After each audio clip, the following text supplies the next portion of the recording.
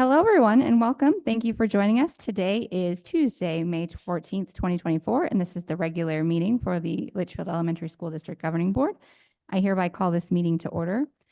The first item on the agenda is going to be the public hearing, which I will need a motion for us to go into the public hearing. I move for us to go into public hearing. I'll second.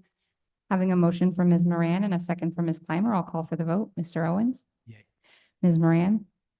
Yay. Ms. Wallace? Yay. Ms. Clymer? Yay. I'm also a yay. Motion passes.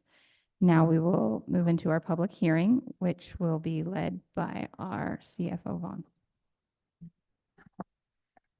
Madam President, members of the governing board, Superintendent Davidson, colleagues, and community, thank you for joining me tonight to discuss the district's budget revision for 2023-2024 fiscal year. I have to say this is probably my most well-attended budget revision.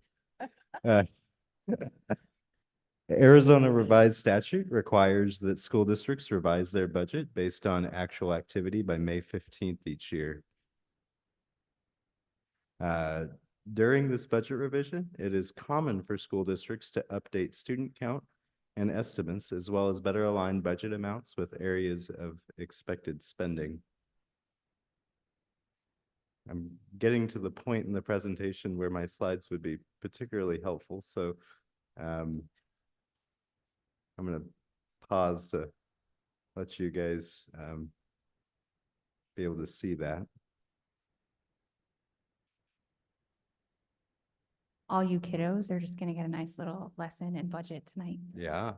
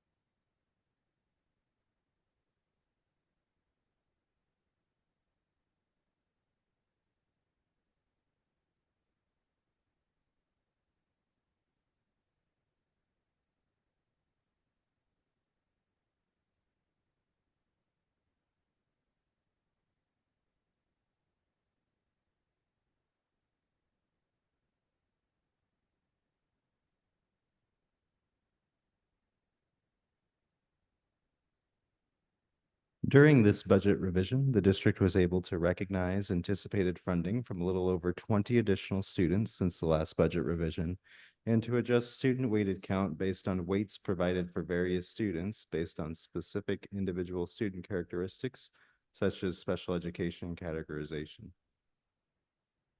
These changes in average daily membership and weighted student count are increasing the M&O budget by a little over $500,000. The district is also aligning the amount of the M&O override to updated figures published by the state. However, we are taking the opportunity to shift some budget capacity to the capital fund to take strategic advantage of some components of the school funding formula that make it more advantageous to hold fund balance in capital versus maintenance and operations, and to bolster the capital fund due to some large capital projects paid for this year and upcoming. In total, this budget revision decreases the M&O budget by about $1.6 million.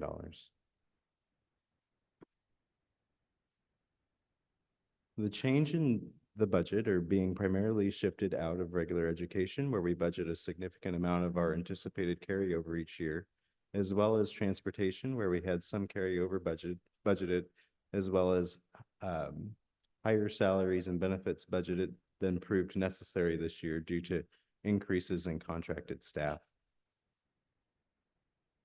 Looking at the budget revision by type of spending, the changes we're seeing are being impacted more so by the shift of resources to the capital fund than an overall shift in expected spending. Consistent with the story we've seen the last couple of years, our contracted spending continues to expand year over year, and our M&O budget is driven almost entirely by salaries and benefits and the cost of contracted staff. Similar to the Maintenance and Operations Fund, unrestricted capital outlay revenues are driven by student count. However, unlike the Maintenance and Operations Fund, the Capital Fund is driven by prior year student count numbers.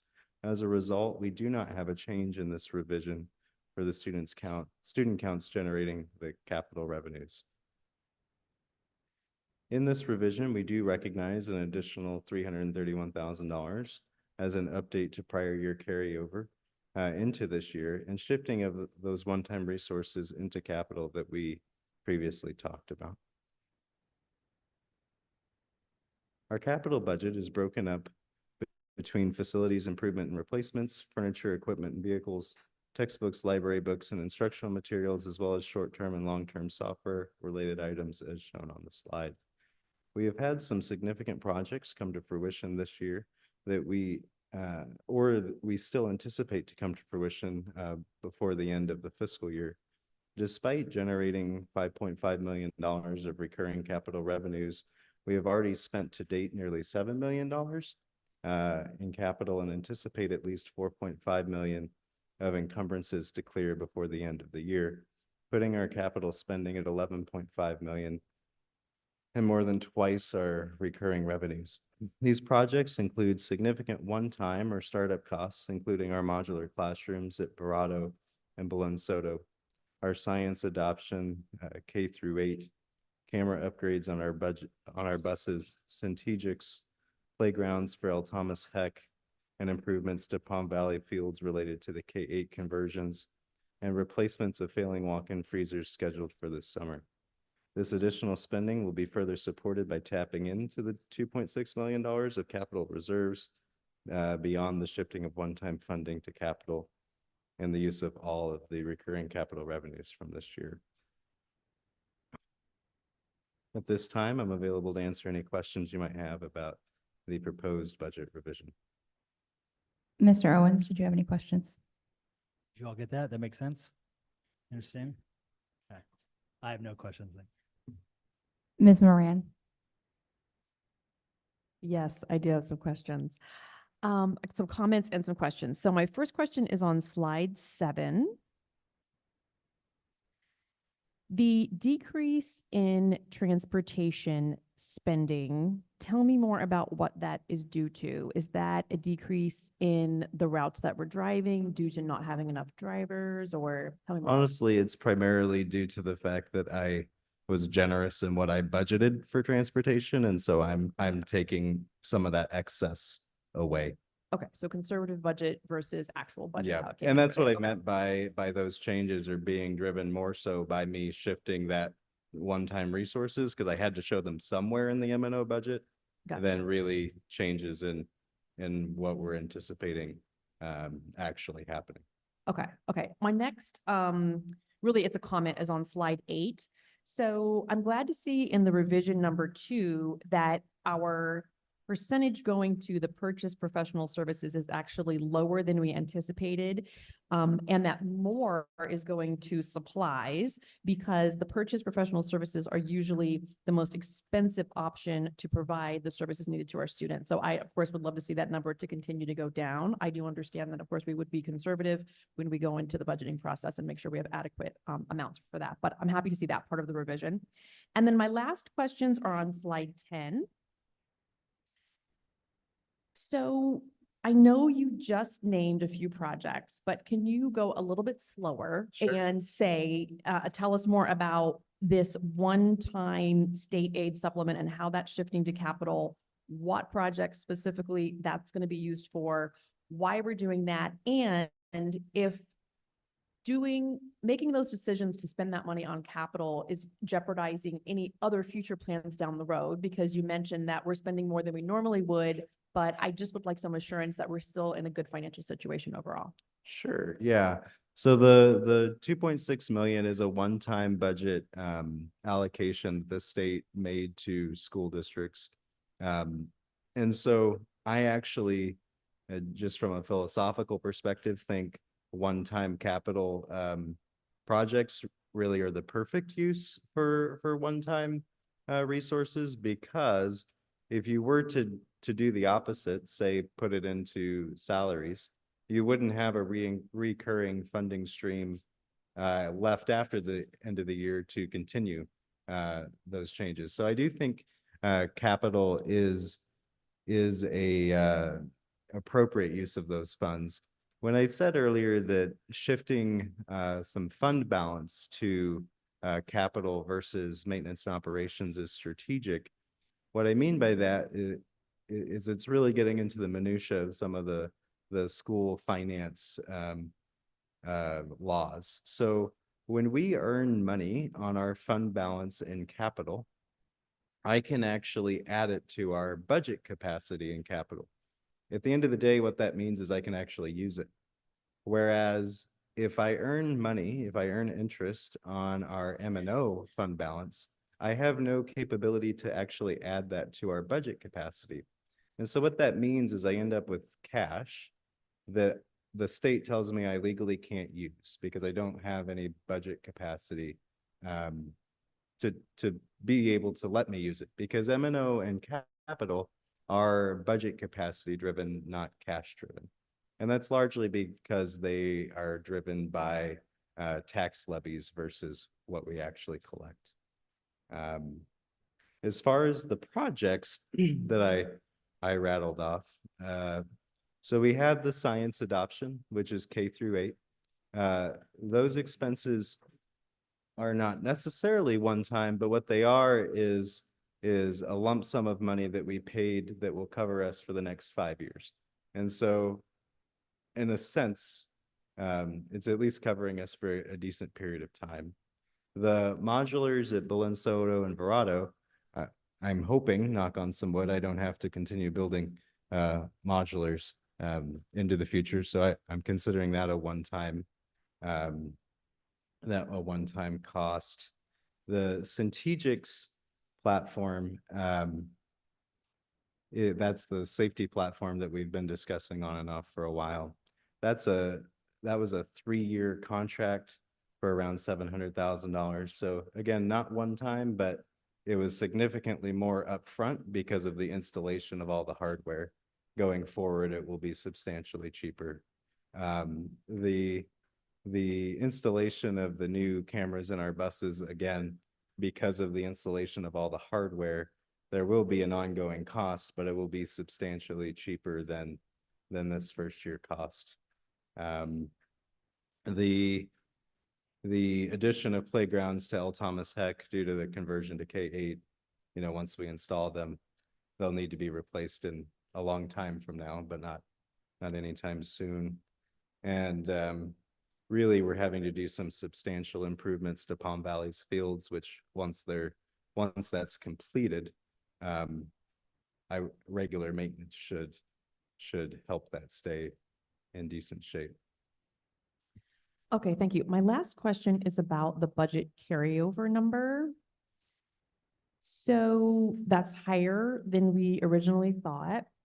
As you know, the board really wants us to potentially lower that number of carryover. Tell me more about what has impacted that and if we're going to be able to utilize more of that carryover in the next fiscal year.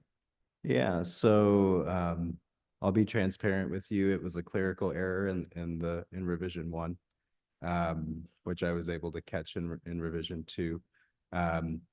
Capital for sure will be dipping into the carryover, so we should see that decline into next year. As I shared, even with that 2.6 million, we're spending much more than we're bringing in capital, so that will decline. Same thing with M&O. We're in a spot where we're monitoring for budget reductions, so that just gives us a little bit more cushion around those estimates. Okay, so how much of that, so this says like budget carryover, including interest revenues, how much interest do we earn per year? So again, the only interest we can really use is the interest in capital. It's over 100,000, less than 200,000. Okay, thank you. No further questions. Ms. Wallace? I have no questions. It just becomes part of the balance. Ms. Kleinwood? Oh, I'm sorry. I didn't hear you. I was waiting for you to call my name. I don't have any questions. Thank you. I don't have any questions either. Thank you for the information, and we'll be coming back to this later in the meeting for a vote. With that, if nobody else has anything else, then I need a motion to adjourn the public hearing. I move to adjourn the public hearing. I second. Having a motion from Ms. Clymer and a second from Ms. Wallace, I will call for the vote. Mr. Owens? Yay. Ms. Moran? Yay. Ms. Wallace? Yay. Ms. Clymer? Yay. I'm also a yay. Motion passes. Next, we're going to move into our rest of our regular part of the meeting. We're going to start with the Pledge of Allegiance, and I would like to invite up our L. Thomas Heck Choir that's going to be here to sing for us in just a moment, if they want to stand up here and help us get started with the Pledge of Allegiance.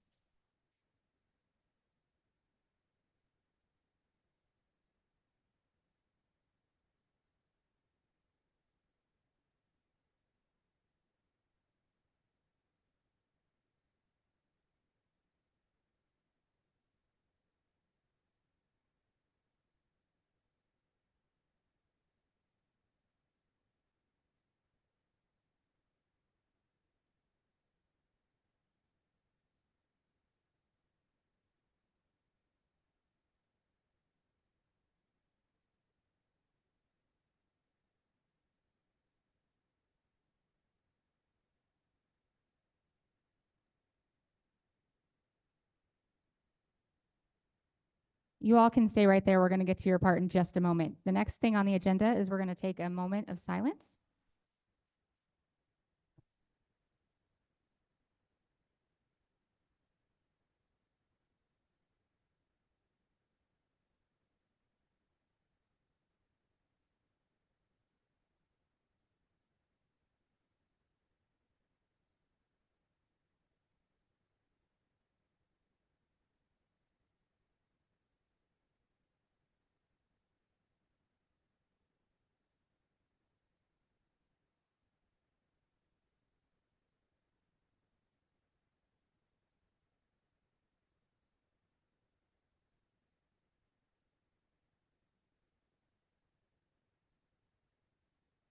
Thank you. Next on, we're going to move on to the recognitions and celebrations. And for this part, if the board would like to move down to the front so they can watch our singers.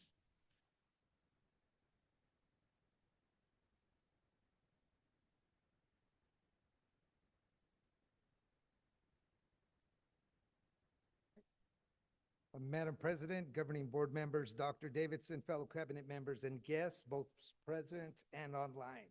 Tonight, we have much to celebrate, so we're going to get right to it. The arts are an integral part of our students' journey to educational excellence. So please join me in welcoming the talented L. Thomas Heck Middle School Choir led by the inspiring Ariane Schaefer. Tonight, they will be taking us on a nostalgic journey with their renditions of two timeless classics. First, prepare to be moved by their performance of Yesterday, a heartfelt ballad by the Beatles that has touched the hearts of generations with its beautiful melody and poignant lyrics. Following that, the choir will captivate us with The Sound of Silence, Simon and Garfunkel's hauntingly beautiful song that continues to resonate with audience for its profound and reflective message. Without further ado, let's give a warm welcome to the L. Thomas Heck Middle School Choir.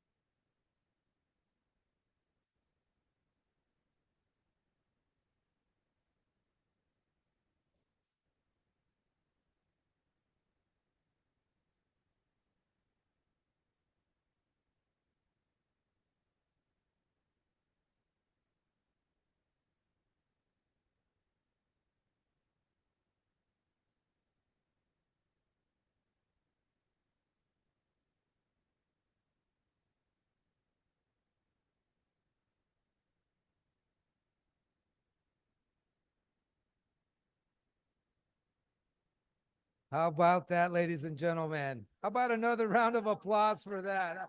It's awesome.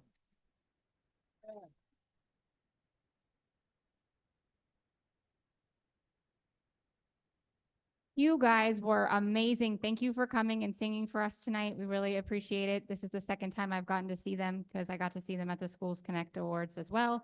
They are awesome. Thank you so much, guys. We're going to keep moving on with our celebrations because we have more fun things to celebrate Yes. tonight.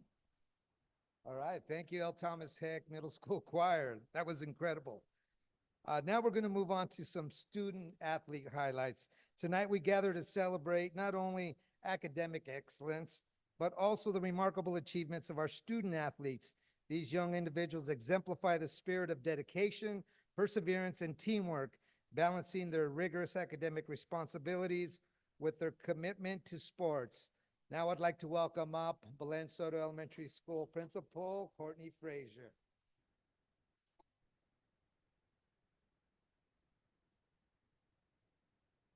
Madam President, Governing Board, Dr. Davidson, and Cabinet, we are so excited to be able to recognize two of our outstanding sports this season.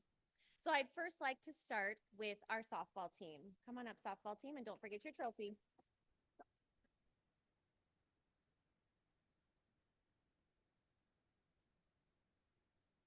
You can go up here. Up there's fine. This group of young ladies had the best season on record in school history. The team went 9-1 in the regular season and entered the tournament ready to make a name for themselves. The Ladies Storm won the championship game against Madison Traditional #1 in a thunderous fashion, with a final score of 14-4, ending in a run rule. Their outstanding teamwork, spirit, skill, 8th grade leadership, and dedicated coaches helped them win the Storm's first ever championship in the Valley Junior High Athletic Conference.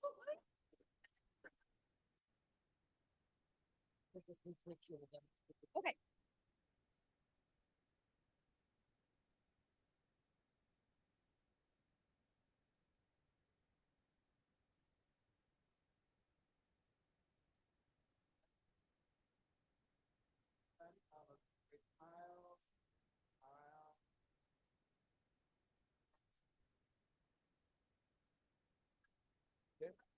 Okay.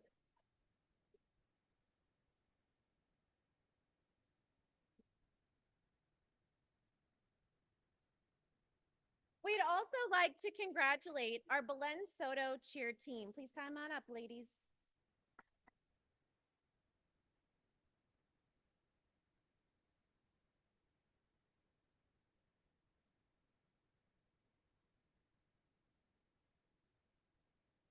This cheer squad left it all on the mat at the Viper Showdown cheer competition. They understood the assignment, and lightning struck not once, but 4 times. After countless hours of practice, hard work, dedication, and one amazing coach, they walked away with first place in show cheer, first place in game day cheer, first place in the stunt group competition, and both took second place in our mascot competition. They are example of our motto, alone a drop, together a storm. Congratulations, girls.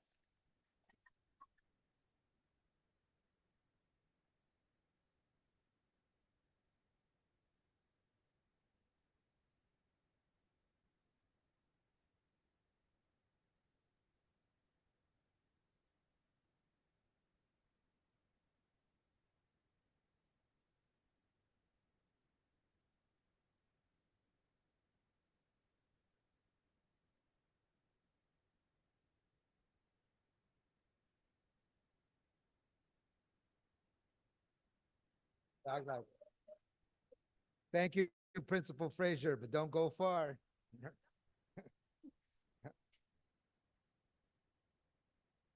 Now we'd like to move on to our School Connect Champions of Education. It is an honor to stand before you today as we celebrate the outstanding achievements of our school community and recent School Connect Champions of Education Awards held on April 25th. We are incredibly proud to announce that 2 of our exceptional principals have been recognized for their dedication and excellence in education. First, we'd like to extend our congratulations to Sabina Hopper, principal of Litchfield Elementary School. Unfortunately, she is unable to be with us here, but we would still like to honor her. Principal Hopper was awarded the Because It Takes a Village Award. This accolade celebrates the collaborative spirit and unwavering commitment to fostering a supportive and inclusive school environment. Her efforts in bringing together teachers, parents, and the community have truly made a difference, creating a nurturing village that empowers every student to succeed. Let's watch and listen to some of her winning comments.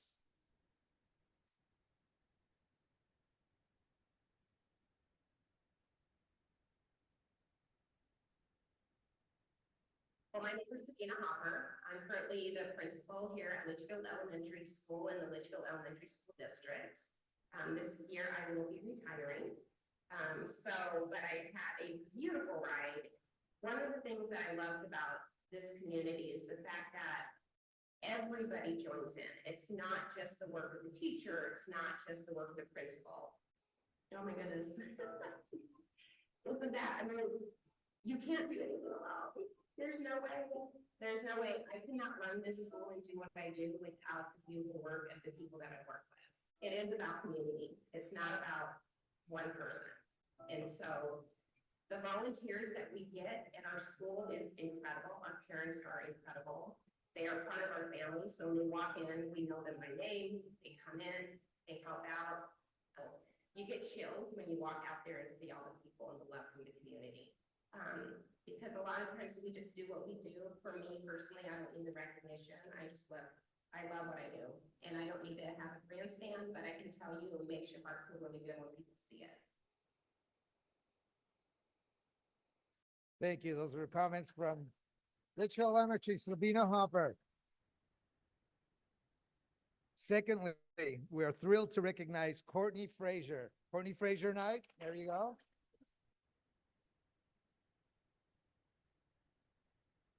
Principal at Belen Soto Elementary School. She has been honored with the Catalyst of Education Award. This prestigious award highlights her innovative approach and tireless dedication to driving educational excellence.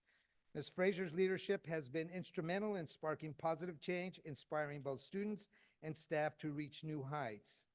These awards are a testament to the hard work, passion, and vision that these remarkable leaders bring to our schools every day. Their achievements reflect the collective effort of our entire school district, and we are immensely proud of the positive impact that they have on our students and community. So Courtney, why don't you come up here and give us a couple of comments on how you do this remarkable work? Never at a loss for words. I mean, it is the truth. I could talk all day. But I think what you would have seen in my video is just our school is built on the vision and the life of one really incredible person, Belen Soto Moreno, who's getting ready to celebrate her 89th birthday in a few weeks. So we're going to celebrate that one big this year. But she led her entire life has been based on service to others and giving back to the community and doing things that people said she couldn't do. So I get teary-eyed every time I talk about her. I can't not talk about her and cry. But she's really an incredible human and guides what we do every day. So thank you. That's it.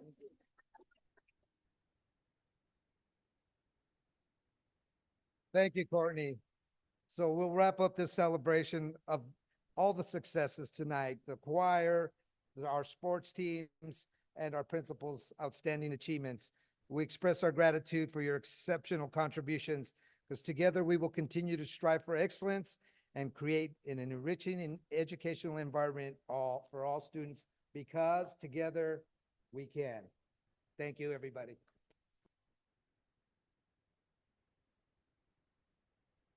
I just wanted to make one quick comment about Miss Courtney Frazier over there. When we went to the awards, she didn't want to tell anybody that she was up for this award. She didn't have anybody come with her, but that's okay because districts showed up. We were there. We were the best cheer squad of everybody that showed up at the thing. And so we are all very proud of you. And we're so happy that we have you in this district. And we're proud of everyone that won, obviously. And we're exceptionally proud of the job that our choir kids did singing at that ceremony and also here today. But Courtney Frazier, I told you I wasn't going to let you get away without getting some attention. So another round of applause for Miss Courtney Frazier because she's amazing.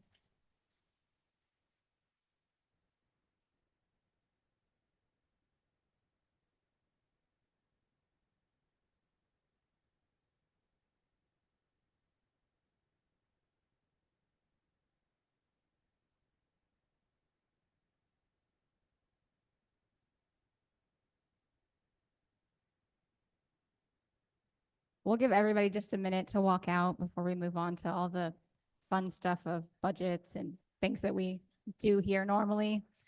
Thank you guys, everybody that did come to our meeting at the beginning here to celebrate these amazing people.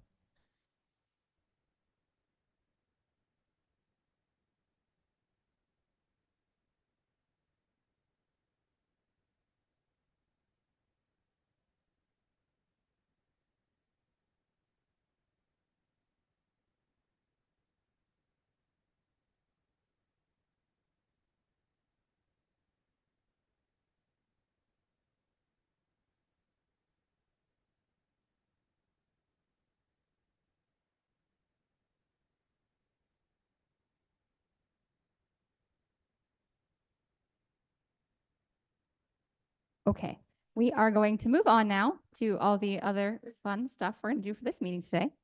Next up on the agenda is public requests to speak. I don't believe we have any, so we're just going to skip right past that and move on to the adoption of agenda and approval of consent agenda. I'll go through and see if anybody has anything they'd like to pull from the consent agenda. Mr. Owens, I do not. Thank you. Ms. Moran, Yes, I would like to pull item 7.11, certified personnel employment / position change with new contract / with salary exception. Ms. Wallace, I do not. Ms. Clymer, I do not. I don't have anything either. So if someone would like to make a motion minus that item, I move to approve the consent agenda minus item 7.11. I second. having a motion from Ms. Clymer and a second from Mr. Owens, I will call for the vote. Mr. Owens, Yay. Ms. Moran, Yay. Ms. Wallace, Yay. Ms. Clymer. Yay. I'm also a yay. Motion passes. We will now move on. That will be item 8.1. Ms. Moran, go ahead. Yes, I pulled item 7.11, which is now item 8.1, to hear more about the search, hiring, and candidate that is being presented to us tonight to be the new principal at Western Sky Middle School. Madam President and Ms. Moran, thank you for giving us the opportunity tonight to highlight our candidate for principal of Western Sky Middle School. As you could guess, and as you've heard before, we certainly do have a process to find the next leader of our respective campuses. And we had numerous applicants again for the principalship for Western Sky. We were able to take those applicants through the funnel of sorts to really start at those that had administrative background and experience. In this case, assistant principal and above. We had a team that was put together with a variety of stakeholders to give input. And then, of course, human resources, along with Ms. Benjamin, led that process and got us to where we are tonight. So without further ado, and I see them standing above me, I wanted to highlight our candidate. And again, based upon any questions you have or certainly the vote tonight, but we would like to recommend Ms. Castonia Harge. Ms. Harge is currently serving as an assistant principal at Canyon View High School. And one of the most exciting things that that brought us to the table tonight is she has both elementary experience and a leadership capacity as well as at the high school. So we're excited to have a vision as we continue down that pathway of establishment of the Litchfield learner, having someone that also knows what students should look like and should be like once they get to the high school level. So Ms. Harge, thank you for joining or considering to join our team. We're excited about that. And Governing Board, I'll leave it open for any questions or thoughts you may have. Thank you. Mr. Owens, did you have a question? No questions. Ms. Moran. I don't have any questions, but I just want to say, pending this discussion, welcome aboard. I'm super excited to have you here. Thanks. Ms. Wallace. I have no questions either, but I trust the team that has interviewed you, and we're excited to have you on the team. Ms. Clymer. Can I just say, we finally stole someone from the high school? Right? We are certainly glad that it's you, for sure, but we don't get to cheer that very often. So yay for us for rescuing someone back to the K-8 district. Western Sky is a beloved school in our district, as all of ours are, but it's one of the oldest. It's kind of been in the heart of the district for a while. So I hope you have a wonderful experience there. The kids and the parents are, amazing. And hopefully you have a wonderful journey with us for a very long time. We're happy to have you. I don't have any questions either. I'm excited for us to vote and then maybe make a comment after that. So if someone would like to make a motion. I move to approve agenda item 8.1 as presented. I'll second. Having a motion from Ms. Moran, and I'm sorry, I did not see who seconded it. Was it Ms. Clymer? Yes. Second from Ms. Clymer. I'll call for the vote. Mr. Owens? Yay. Ms. Moran? Yay. Ms. Wallace? Yay. Ms. Clymer? Yay. I'm also a yay. Motion passes. Welcome to the Litchfield family.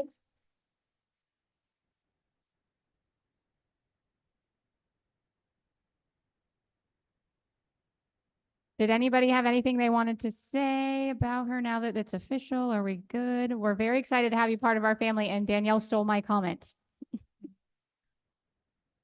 It's worthy enough to say more than once. I wish we could do that more often, but we love you, Agua Fria. We love you, but we're glad to at least take one back.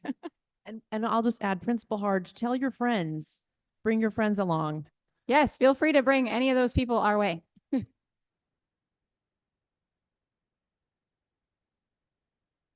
Okay, with that, we are going to move on to the next section of the agenda, which will be action items. We're going to start with consideration of approval of student meal price increase For the fiscal year 24-25, this is going to be by Executive Director Stone.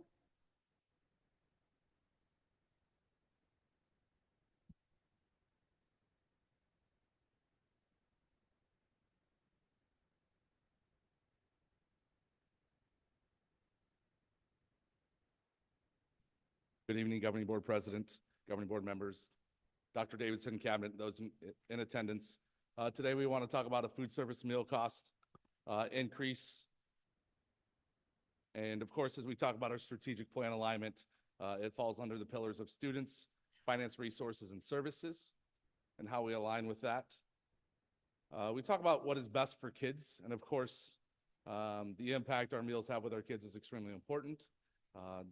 The hard part is, as everything has increased in cost, we have to find ways to keep up with that, to make sure we can follow suit with our employees and food.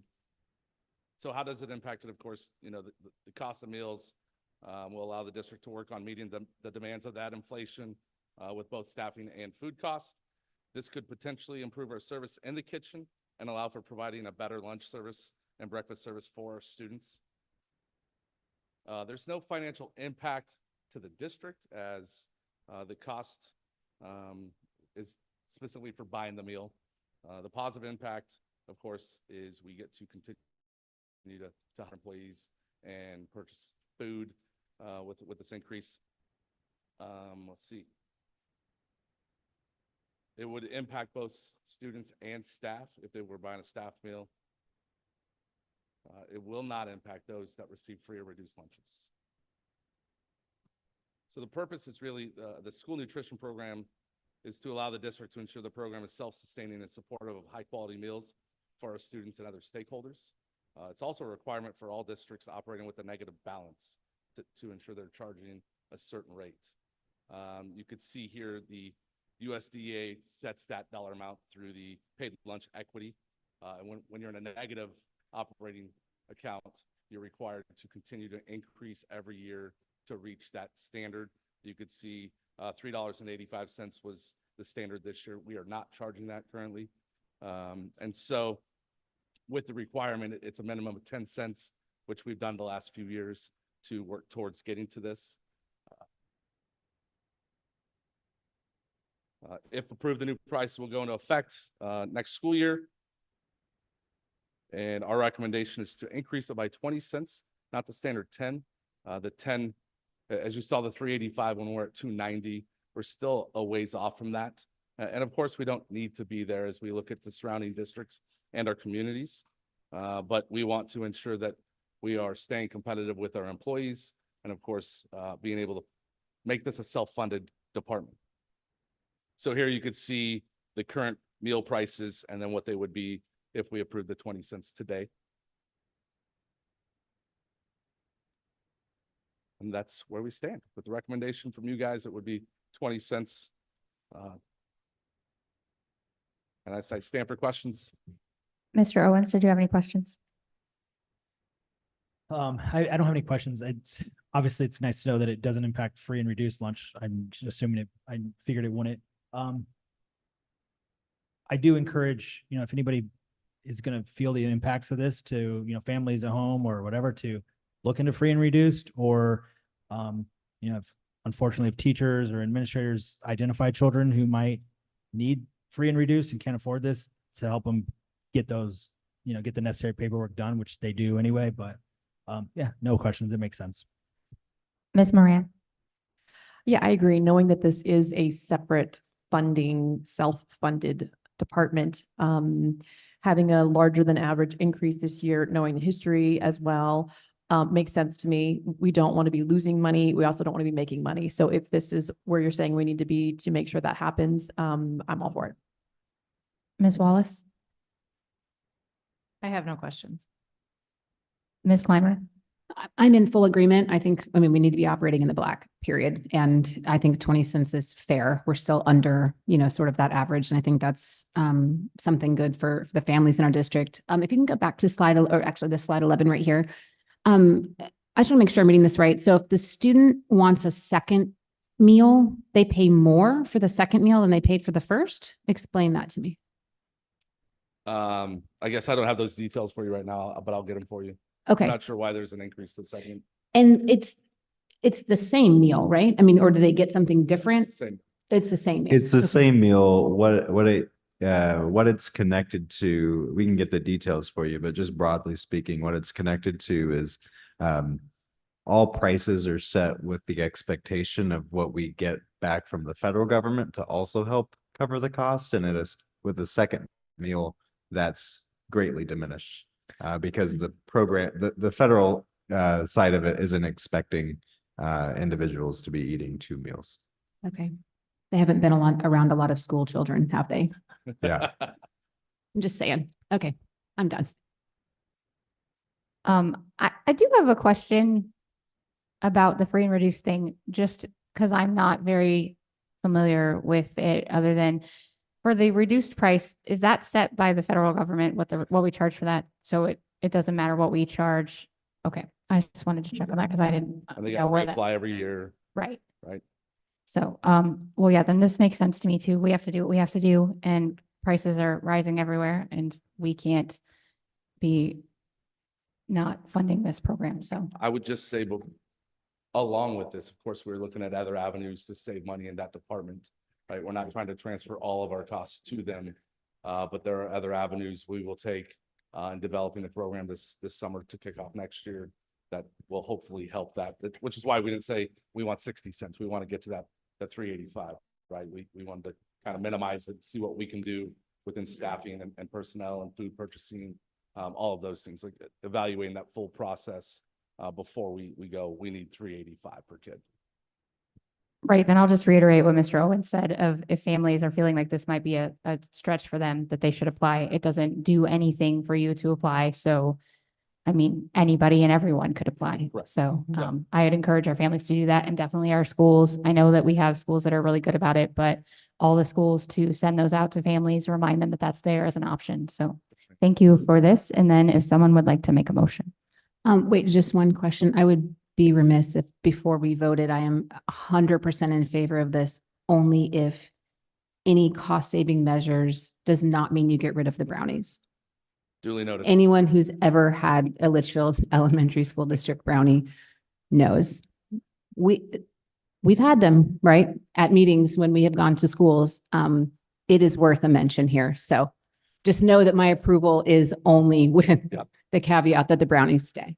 I You need to definitely have wrote one. it down. They are super delicious. I apologize, Melissa. I will make a motion Okay. to approve student meal price increase for fiscal year 24-25 as presented. I will second.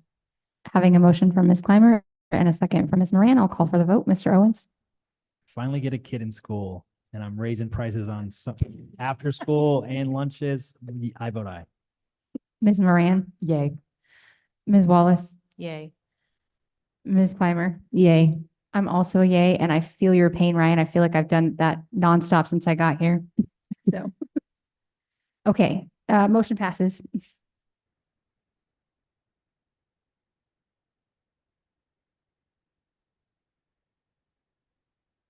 Next, we are going to move on to the consideration of approval for the updated compensation placement for fiscal year 24-25. This is going to be presented by CFO Vaughn. Madam President, members of the governing board, Superintendent Davidson, colleagues and community, thank you for joining me tonight to discuss a compensation adjustment for our employees who had their positions impacted by our compensation study. Human Resources and Finance went through a process designed to address compensation compression concerns that are caused by placement chart updates. This process allowed us to consider if the 2% raise already board approved by the governing board or being replaced on the new chart, considering relevant years of experience, was more equitable for our employees. The results of this process is a recommendation to set compensation adjustments on each individual employee, either at the 2% raise that was already board approved or at replacing them on the new chart, whichever was higher compensation for the employee. The result of this process is could cost the district as much as $151,000. I'm available to answer any questions you may have. Mr. Owens, I have no questions. Thanks. Ms. Moran, I have no questions. Thank you. Ms. Wallace, I have no questions, but just comment that I think that we need to do what we need to do to pay the teachers appropriately, whether it's years of service or the 2% with inflation everywhere. We need to make sure we stay on top of that as well. Ms. Clymer. No questions. Thank you. I don't have any questions either. If someone would like to make a motion. I move to approve the updated compensation placement for fiscal year 24-25 for employees impacted by the compensation study changes as presented. Second. Having a motion by Ms. Clymer and a second from Ms. Moran, I'll call for the vote. Mr. Owens, Yay. Ms. Moran, Yay. Ms. Wallace, Yay. Ms. Clymer, Yay. also yay, motion passes. Next, we are going to move on to the discussion and approval of fiscal year 2024 expenditure budget revision number 2, which we discussed in our public hearing earlier. This is going to be by CFO Vaughn. I'm available to answer any questions you might have thought up in between the public hearing and now.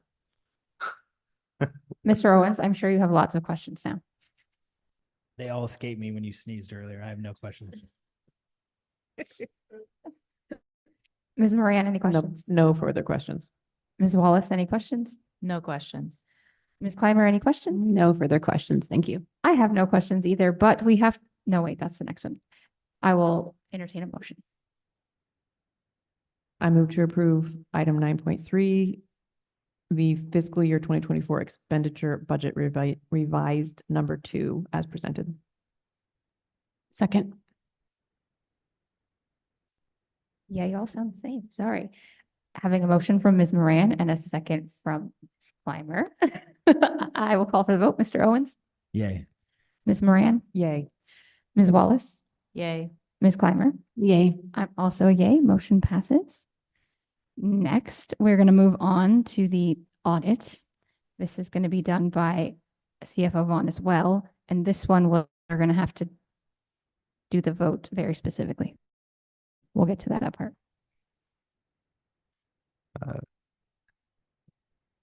Governing Board President, board members, each year the district undergoes a financial audit that's conducted by an independent CPA firm that's hired by the district. We actually have with us tonight Eric Taylor, partner of Heinfeld Meach, who I will invite to the podium to speak with us tonight about the audit. Thank you.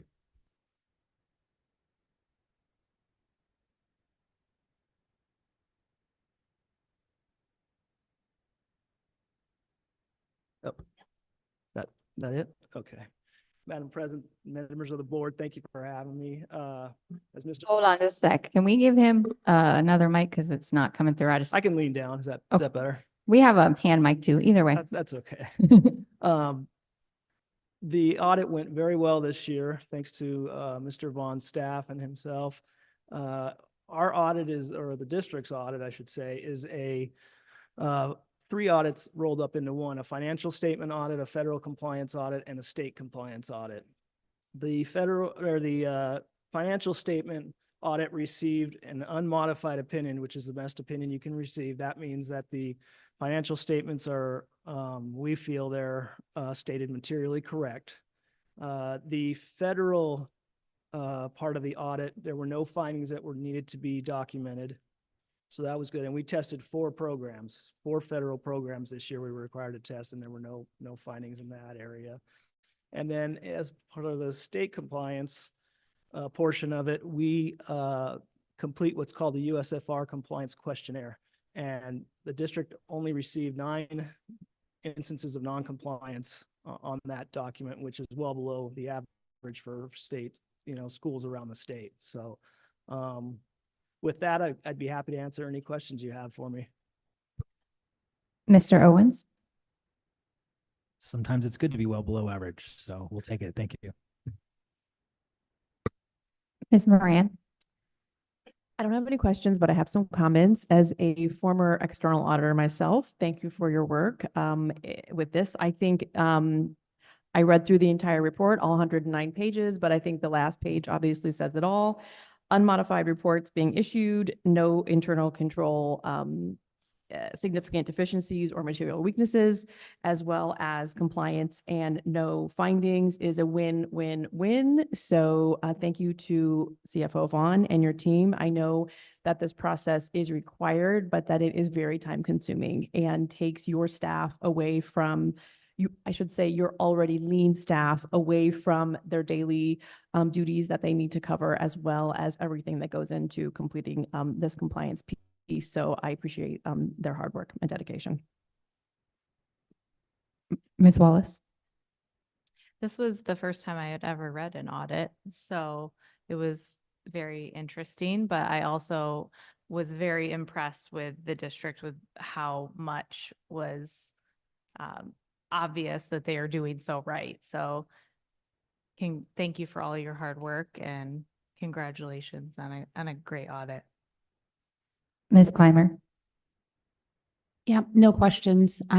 Excuse me.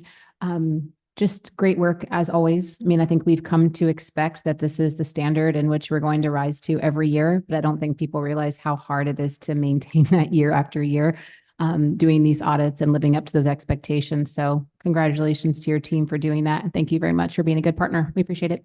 Thank you. I don't have any questions either. I also actually did read all 100 plus pages today. What? Because Kim made me feel bad about it yesterday. So I read the summary page, which is the most important part for us. But then Kim talked about, she read it all and I was like, oh, darn it. Okay. So I did read it all. It's a lot of words, but we have an exceptional team. And I'm so grateful that we have you here doing what you do to make sure that we get these amazing reports every year. And the community should be very happy with how we're running things here. And I think, yes, this is where we have to do the motion correctly. Okay, Mr. Owens is going to make the motion. I move to accept the 2023 Annual Comprehensive Financial Report and the External Auditor's Compliance Findings by roll call vote per the attached memorandums as presented. I will second. Okay, having a motion and a second motion from Mr. Owens, a second from Ms. Moran. I'm going to go through and I need you to state your name and your vote for the record, please. Mr. Owens. Ryan Owens, yay. Ms. Moran. Kimberly Moran, yay. Ms. Wallace. Michelle Wallace, yay. Ms. Clymer. Danielle Clymer, yay. Melissa Zeidema, yay, and motion passes. Thank you. Thank you very much for your time. I'd like to point out that not only is it a lot of words, it's quite a bit of numbers too. Thank you, Eric. Thank you for coming. You fell asleep, did you, after reading it? Yeah, listen to it on audiobook at 1.5 speed. Okay. We are going to move on to the consideration for approval of a guaranteed maximum price contract for school 17. This is also going to be done by CFO Vaughn and Executive Director Stone. And our Director of That's Construction. not written on my list. I'm sorry. Director Ensign over there as well. President Zeidema, members of the governing board, we present guaranteed maximum price number 1 for school 17. This is the service entrance section for the electrical portion. This is the longest lead item of any project we've ever done. As you remember, when we built White Tanks Learning Center, we paid a premium in order to get that on time. So we are stepping well ahead of line to get this designed and not have any issues with school 17 opening on time. Do you have any questions for me? I really like what you said, but Mr. Owens, do you have any questions? No questions, thanks. Ms. Moran, No questions. Ms. Wallace, No questions. Ms. Clymer. No questions, but I like the term expedited. I feel like we're on the same page here, Dan. I love it. Thank We're you. there. Ditto what she said and no questions. So thank you very much. And if someone would like to make a motion. I move to approve the guaranteed maximum price with core construction for school 17 project and authorize the CFO to execute the contract agreement as presented. Second. Having a motion from Ms. Clymer and a second from Mr. Owens, I'll call for the vote. Mr. Owens, Yay. Ms. Moran, Yay. Ms. Wallace, Yay. Ms. Clymer. Yay. I'm also a yay. Motion passes. Another step forward for the new school. That's so exciting. Yes, and before we move on to the next section, we're going to take just a 2-minute break to let people, stretch their legs and take a moment. We will be back in just a couple moments.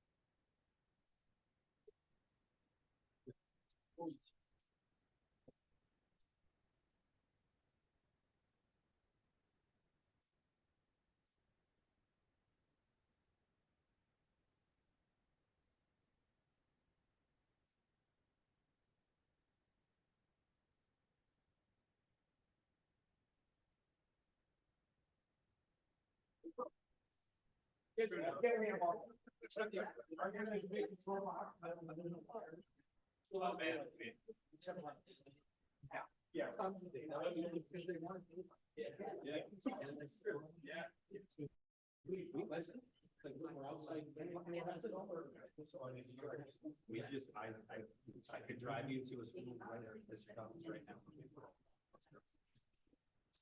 Well, or if you got that piece of equipment. Absolutely. Yes.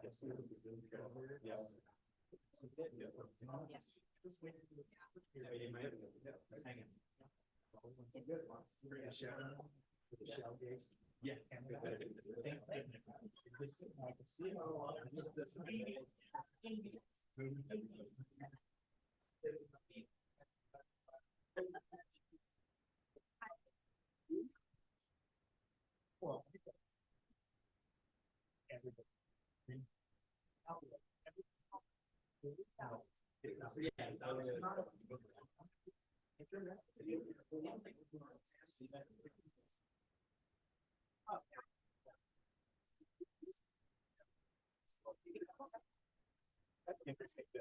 You are saying, and then somebody would come in and just be like, that.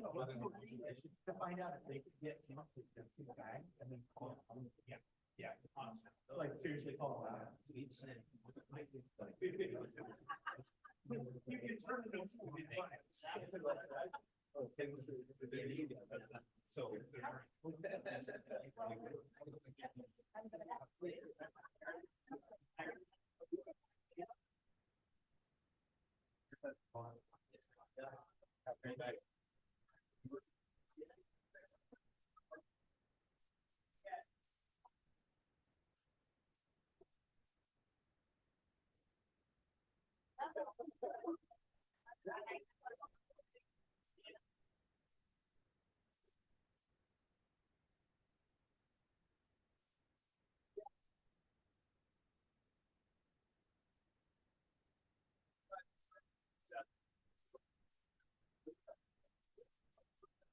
I was just going to see. No. No.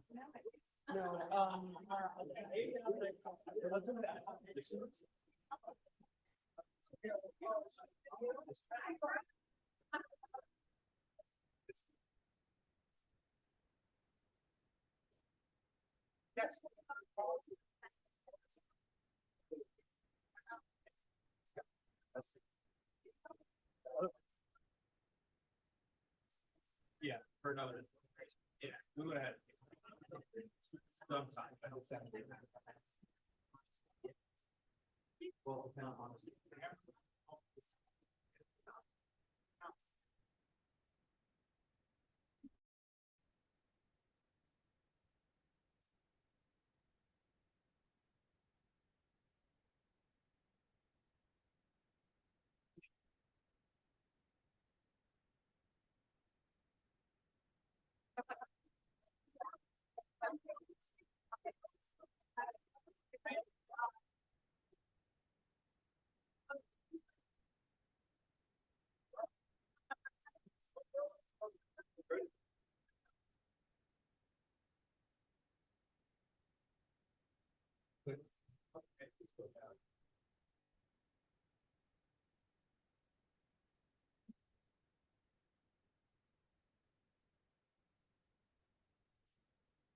Okay, we are gonna get started if everyone is ready.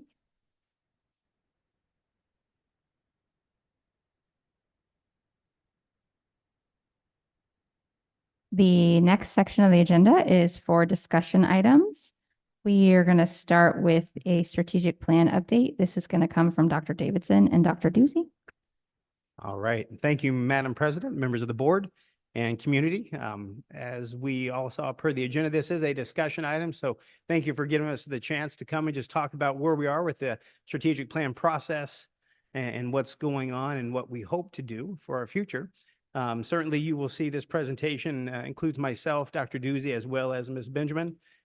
We all kind of work together and certainly utilize Mr. LaRose as well, our external consultant. The purpose tonight, and just wanted to highlight a few key terms. First of all, we want to talk about how we've informed and engaged our stakeholders, how we've gathered feedback from many of our staff, students, community members. We also then would like to talk to the board about our hopes and desires for gathering the additional voices of key holders, our families and community.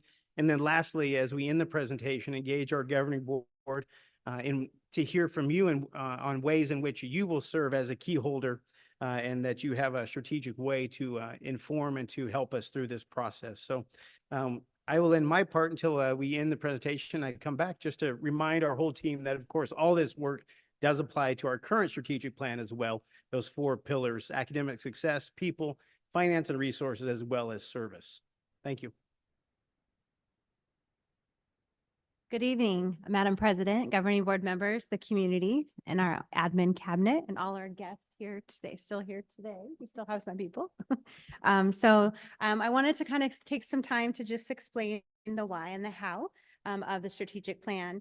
The approach that we're going to use is called a phased approach. And so we're in phase 1 right now, which is an exciting time. So our phase 1 part of our strategic plan is that we are informing and engaging all of our key holders so that they are contributors and leaders of our Litchfield learner and our next strategic plan. We've already kind of introduced and kind of processing through these keystones that we want to look forward to for our strategic plan. And right now we just have some draft ideas as far as those keystones being readiness, really revolving around the readiness of our Litchfield learner for 9th grade. Relationships, as we know, no objective is more important than a relationship that we keep. So building relationships amongst all key holders, the resources that we have to use to fulfill our goals to make kids ready for high school. And then of course, a focus on results. What are our action steps and what are we achieving by those action steps? So right now, that's our current draft idea of the keystones. And just to, we put the definition up there as a keystone is it's a wedge-shaped piece and I can hardly read that, piece of the crown of an arch that locks all the other pieces in place. So our goal would be that we have keystones as our part of our strategic plan that will align our efforts to bring everything together and line it up so that we're not operating in silos, but we're working together to accomplish the goals of our district.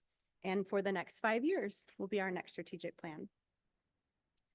As I said, we're in phase 1, which right now is to inform and engage our key holders. That means that we're going to inform of our why, as well as solicit feedback to capture the voices and create that ownership, because this is not my strategic plan. It's not your strategic plan. It is our strategic plan. So we want to make sure everyone has a voice in it. Phase two, we're going to empower our key holders to create goals. So as we build our strategic plan, it's going to be a process, and I'm going to go over the timeline in just a few minutes, but it's important that we still keep focused on empowering our staff to create goals with action steps and key performance indicators so that we can measure our success. Phase three is we're going to measure our impact and influence. We're going to measure the impact influence of our goals and action steps with those key performance indicators. And then our phase four, once we get there, is going to be audit, affirm, and adjust. This is the continuous improvement process. So as we get into our strategic plan for the next 5 years, that's going to be a lot of phase four. We're going to be really looking back, reflecting on our goals, measuring the impact influence, and making those those adaptations, those additions, and adjusting our plan along the way. So right now, to kind of give you an update of what we've done in phase one of informing and engaging, in December, we started this work, bringing it to the board and community with the outcomes of our committee work around Litchfield Learner, which we define the characteristics and skills that students need to be ready for high school. We gathered a lot of data around what we wanted that to look like and engaged community members, students, staff, families to build our Litchfield Learner. On March 4th, we informed the board and work in progress for our next strategic plan. From April to May of this year, we informed and engaged key holders at the school level. And Mrs. Benjamin will talk a little bit more about what that looked like and the district level. On May 14th, which is today, we're informing, engaging all of you in our phase one of our strategic plan. And then we're still working through those community nights, either Saturdays and evenings to engage our community. We're looking at some days in July and August. I put August on here as the latest time frame, but know that we're still working to determine those dates, and we didn't have those dates teased out enough to put that in presentation tonight. And then in July 2024, we have our leaders coming back to start the new school year, and we do need to establish and empower them to create aligned goals with what we have so far as our keystones of our next strategic plan. Yes, absolutely. Madam President and members of the board, I just wanted to highlight a couple of the key things we've been talking about as well. If you remember from our presentation earlier in this spring, we talked about having a strategic plan that is meaningful, one that just doesn't look pretty and sits on a shelf somewhere, that it's alive and that it really reflects the work we're trying to do. So I hope tonight, as you listen and work with us, that you keep that in mind. Secondly, the other thing we've been talking about and working on is ensuring that we utilize effective procedures and processes that are in place, such as the scorecard that's been created, that all of our departments, our principals, our leaders use, which are based on strategic initiatives, which have very direct measures and results that we're looking for. So we hope to, as Dr. Duzey just presented, when we work with our leaders moving through the summer, that even though we may not have the plan in all its beauty and glory, that we will use processes that are in place to make certain that we are still driving strategically across those 4 keystones. And then I will let Mrs. Benjamin explain how we engaged our staff and students in this process. Good evening. So we created a lesson plan after we met last time that was written out for all of our administrators to take back to their school families. We went through that exact same lesson plan with them, gathering their feedback, and then they were expected to go back to their staff, and it could have been their leadership team, their entire staff, it could have been their guiding coalition. And then we also wanted student voice as well, so they could meet with either student council, NEHS, and JHS to gather that student feedback as well.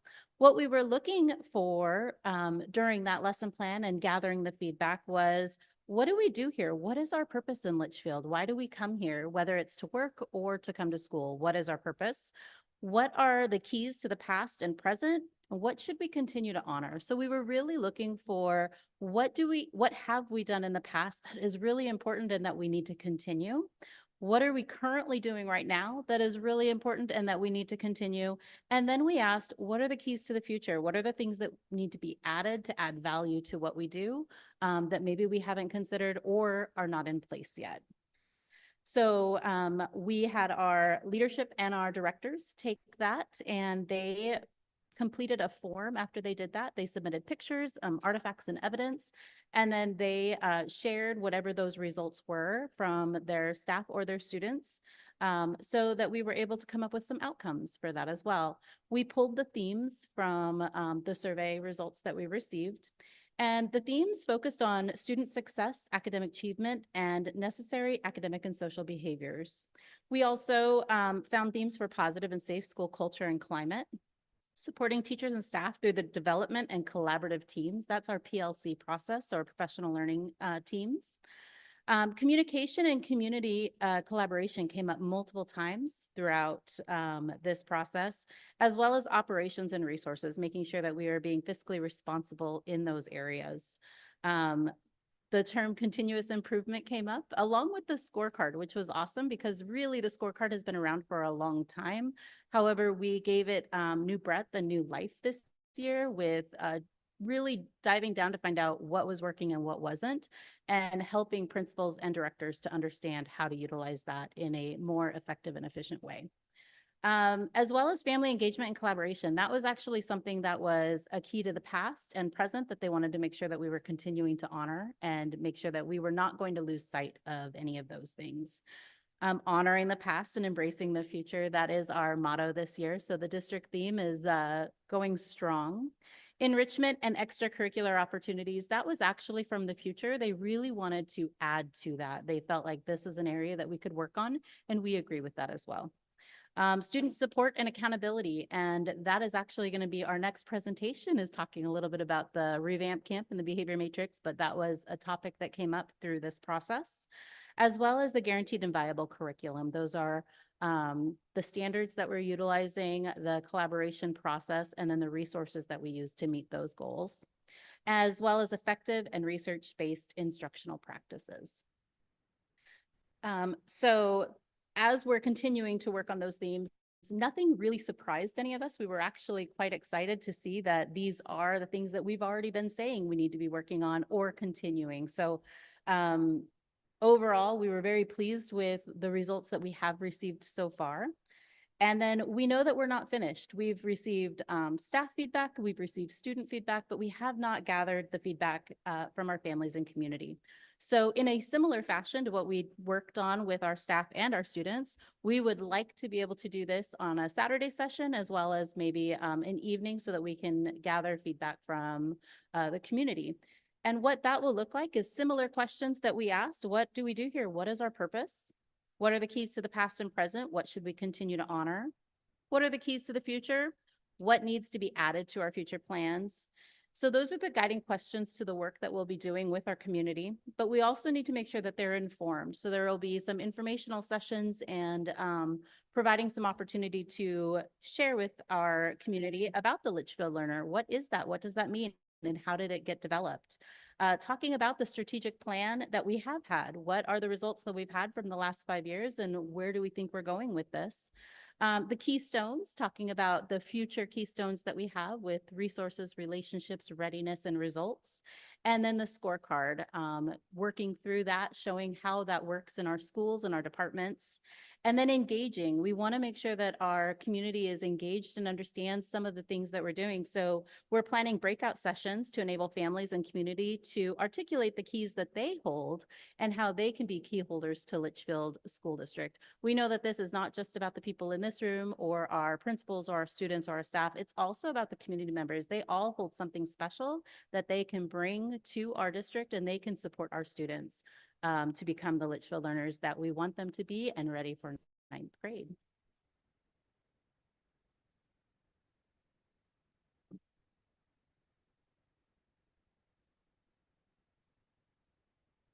All right, so we come back, President Zidem, members of the board, just to ask you for some feedback, certainly on what you saw this evening, what you heard, but really also to hear maybe if you've had a chance to look at the presentation or just think even from a governing board member's perspective or as a board as a whole, contributions from a key perspective on the role that you serve, how you can lead and lean into the strategic plan, and also maybe if there's some things we're missing. We'd love some feedback on that as well. So you see the three guiding questions there for us tonight. And certainly I'd love to start at the top if you are so willing to engage. You know, how do you as a governing board member, how are you key to leading the Litchfield learner? Perhaps we can have some of that dialogue. Dr. Doozy is capturing a little bit of the notes if you're interested in participating. Mr. Owens, did you want to start with that question? I don't want to start with these three questions. No. No, I do have one thing that, and this isn't a criticism by any means. I just, that jumped out at me is when we talk about the four, right? The readiness. I know you mentioned, you know, moving on to high school, but I think it's just important to emphasize that, you know, each student's ready to move to their next grade level as well. And I'm sure that's implied. I didn't mean to, but just to, for sure. That's the only thing that kind of jumped out of me as far as the presentation goes. You know, I think it's important for school board members to be an example, right? Like, you know, the way we carry ourselves, the way we conduct ourselves. Obviously not always, you know, super professional, but just ethically and morally and all those things. Because we are all community members as well, right? Most of us either will have or had students in the district. So being examples of both obviously serving on the school board, but being engaged in our own schools where our students attend, attending other events such as you know, extracurricular activities from our schools, and being an example of these while we're there, right? Bless you. So those are just the things that kind of jump off at me right away. Ms. Moran.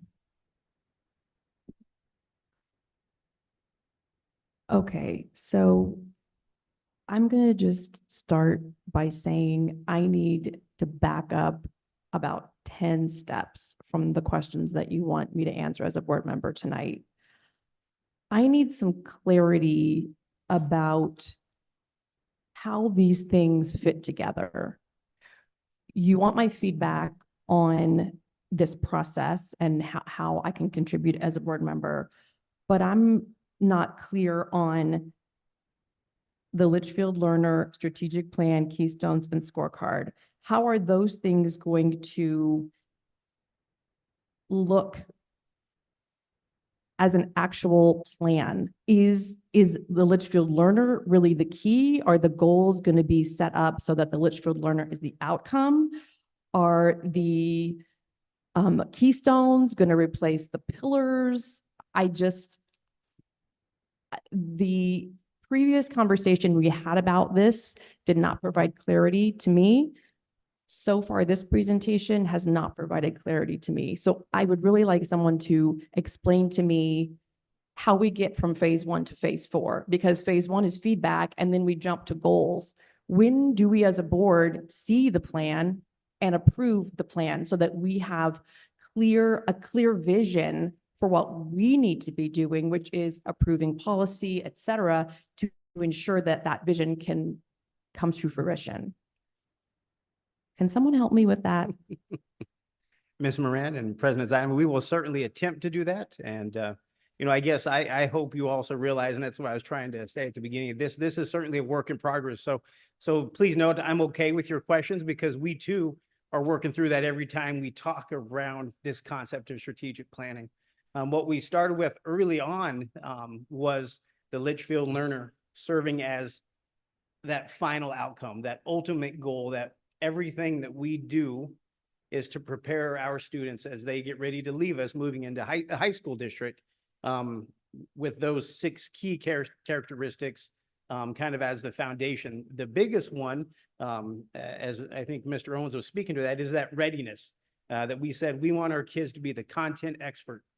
They need to know what they should know according to the state standards and be prepared for that next grade level all the way through our 8th grade. So that's kind of the vision. That's the end all be all. Now we see those keystones, those 4 areas, and you're right.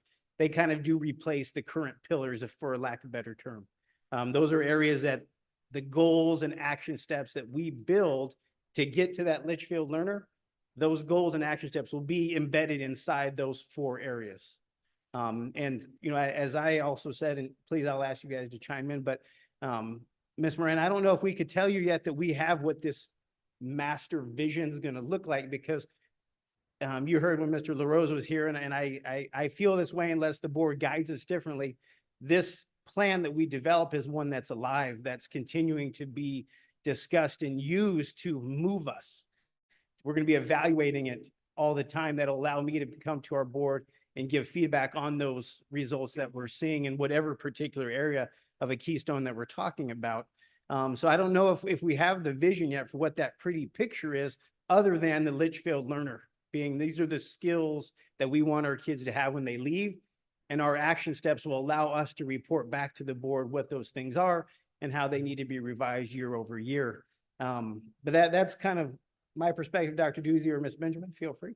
Sure, absolutely. Those are great questions. And it is very abstract right now, right? We know what our purpose is. Our purpose is to prepare the Litchfield learner based on those key traits that we want to see, the skills that we want to see in our students. As we work through right now, we're wanting to inform and get feedback so that do we know for sure that those keystones are going to be our next pillars? No. But what we do know is right now, based on the feedback, they are capturing what we need to focus on based on what we've learned from staff and students. And hopefully what we learn from you tonight, we can also evaluate, does those keystones that we're saying that bridges everything together, does it meet where you think we need to go as far as our next steps to continuously improve? And then in regards to the end product, I do have a little vision in my head, but obviously it's just mine, right? This is not, like I said, this isn't just my plan or the admin cabinet plan. This is our plan for our community. Being a living document is meaning that we have goals that are aligned to these keystones or pillars that we have now, and that we have specific measurable goals that we are tracking and monitoring, and we're able to display that for the community. And we're going to be creating a dashboard that we're going to post on our website. So it's not going to be a piece of paper. Like, here's our plan. It's going to be a living, breathing, measurable document that shows the strides we're taking to continuously improve in the keystones that the categories or keystones that we have said meets what our key holders, our stakeholders are saying that we need to focus continuous improvement upon. I don't know if that helps clarity. Yes, and then the scorecard, it's almost like a big, gigantic scorecard for the district. Right now, all of our directors, principals, school sites have scorecards. That scorecard work would be aligned to the keystones or pillars. And then within each keystone or pillar, we would have a measurable goal that each school site, director, department is trying to achieve, the action steps that they're going to take, and the key performance indicators. If you magnify that across the district, now you're talking about measurable goals as a district. Key action steps that we're going to take to reach, that we believe are going to be important to reach that goal, and then key performance indicators that we're going to use to say, hey, how are those action steps going? Are we getting closer to that overarching goal that we might have set out for year one, right? And then we're going to adjust, evaluate, and say, okay, this is what we accomplished in year one. We're going to articulate that to our community. This is where we're at with accomplishing those year one goals.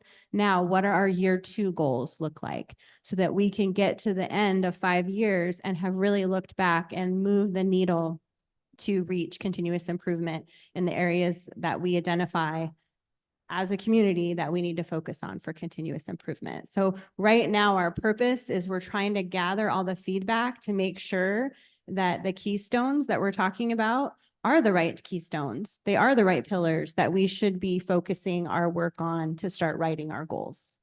And the Litchfield learner is the final outcome. So every time that we have a goal, we need to think, how are we helping build the Litchfield learner? Whatever department, whatever role, what's our part? So our Litchfield learner is the foundation that underpins everything else. Thank you for that information. And I understand the phase 4 of the continuous improvement and that this will be a living document. It won't be here are our goals and that will be in place for 5 years. I understand that piece of it. I'm still having a hard time understanding how the goals are going to get developed. Because as a board, the last time we went through this, we approved the plan. And so I hear you saying you're getting feedback from all the different departments or all the different areas, all the different stakeholders, key holders, I guess we'll start calling them. And you're going to then translate that into goals. When does the board get to say, I agree with that. That is where we're going. I agree with the direction of this. Because I think that is the piece when I look through these phases, that's the piece to me that's missing. And it sounds like that may or may not happen before school actually starts. So I think that's the other part that I'm confused on is we're going to start the year without clear goals. So for me, I'm just missing the clarity piece. I feel like there are so many pieces right now. There's a long laundry list of all these things that we think are important. I don't want us to have 20 things that we think are important. I want us to focus in on a handful of things that we can actually accomplish, because we can't accomplish 20 different things. It's just, I want us to have fewer things and be really good at those things that need to be our top priorities. And that's what I really want to see come out of this. I will stop my conversation for now, but I'll be back with more. Ms. Wallace. I can see a lot of what you're saying though, as far as there may be a laundry list, but they can maybe be grouped into things that they fall under some big goals that we can focus on. And obviously to answer the question a little bit here, like how can governing board members be keys to leading the Litchfield learner? Like that is your questions and such, is that in the sense that the governing board can look at maybe what is confusing to the community. And if we're looking at this, it's right now it's a little confusing to us, so it would be confusing to the community. So I think the governing board's role is making sure that we are presenting where we want to go as a district to the community in a very clear and concise way that they can understand and get behind. I think that the work that you've done is great and fantastic, and we're definitely headed in the right direction as far as the keystones and getting a lot of feedback from the different people that obviously have the most knowledge as far as where we're at in the classroom. So I think the governing board's key to leading the Litchfield learner would be making sure that the community is also aware of what our missions are in a clear and concise way around the bigger topics and ideas that we are exploring. Ms. Clymer. Yeah, I'm really struggling with the abstract. I hear what you're saying and it in concept makes perfect sense to me. So it's not the work that's gone into this that's confusing at all. But my expectation is that we are going to have this. We're going to have a piece of paper that says what we're doing, because as a parent, I need to see that. I need to know where the district is going. Now, I'm in full agreement, because I think one of the bigger problems in this, and we learned this the hard way, is that we created this piece of paper and then we had no mechanism in which to update, manipulate, revise over time. And so we felt a little pinned in because we couldn't, 5 years is a long time not to be able to revise something. But I do think, in kind of going to your first question here, is that it is ultimately our responsibility as governing board members to provide governance and guide the district long-term. So doing things year to year does not sound feasible to me. I need to see a 5-year plan for resources, for management of our staff, things like that. And then if we update that on a yearly basis, that's, Carter, that's you, that's your team, that's you guys doing it. I think our responsibility is looking long-term and making sure that we are utilizing resources, whether they be people, capital, et cetera, for the right reasons. I mean, to me, that's what our role is. It is not on a yearly basis saying, okay, this is what we expect to have accomplished, every month, every whatever. You guys are supposed to be running the district and providing that information to us. But I do think it is important for us to see, where do we want to be 5 years from now? Because I think if we can certainly revise that every year, but if we don't start with the end in mind, how do we know when we got there? So that's my problem with the abstract right now. I'd like to know, and I mean, not necessarily today, but over this time period, I'd love to know how the scorecard sort of fits into the mix with the plan, because I love the idea of the scorecard. And I think that was one of the good things I think that came from this, is that because of this format, it sort of lend itself really well to being a scorecard.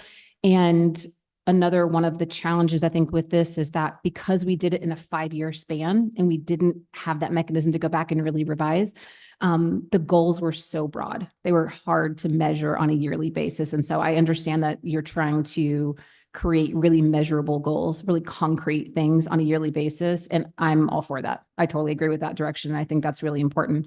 I do think we need some of those big 5-year goals so that as we're revising, we have something to revise them against, right? We know, okay, we did this and it didn't get us as close as we wanted to be. So we're going to try something else, but we're trying something else in the same direction to head to the end point. If we don't have the 5-year end point, I'm not sure. It seems like we'd be doing a strategic plan every year.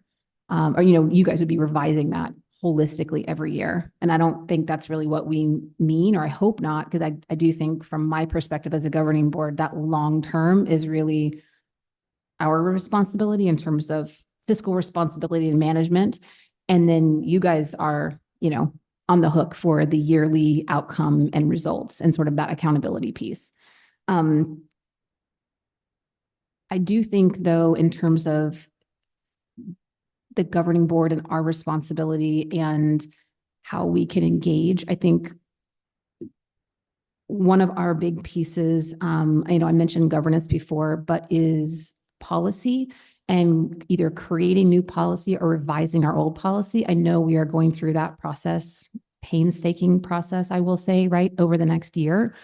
But I think that is really important to the work that you and your team are going to be doing over the next 1 year, 3 years, 5 years, because there are some adjustments that we can make in that governance sort of policy part of the district that we can make happen to support the initiatives that are going to support these keystones and going to support the results in which you're looking for. And I think that's how we can best be utilized is how can we support those initiatives, whether it's through policy or budget decisions or whatever it is, because I think that's where we can help versus those sort of smaller pieces on an annual basis that I think should be driven by the data that you're collecting, right? In terms of, those piecemeal revisions that we're going to do over time, which we didn't have this past year. So I know that was a lot of words. I hope you got something out of that, but yeah, I agree. I need to see something concrete, because I feel like if I'm a parent and I'm not locked in and I don't engage at this level all the time, I want to be able to go to my school's website or the district website. And I want to see something that says what it is, we can encapsulate our vision in something. It's not going to be a whole plan. It's not going to be 50 pages long. It can be something simple. And we can revise it as many times as we want. But I think it is important to have a collective vision that we're all working towards. And so as we revise every year, we can point to saying, is this going to get us closer to that or no? Because if it's not, let's not do it, right? Let's change, let's revise, let's revamp, and this is where we're ultimately going. But I think we got to start with where we're ultimately going before we can build those, annual goals.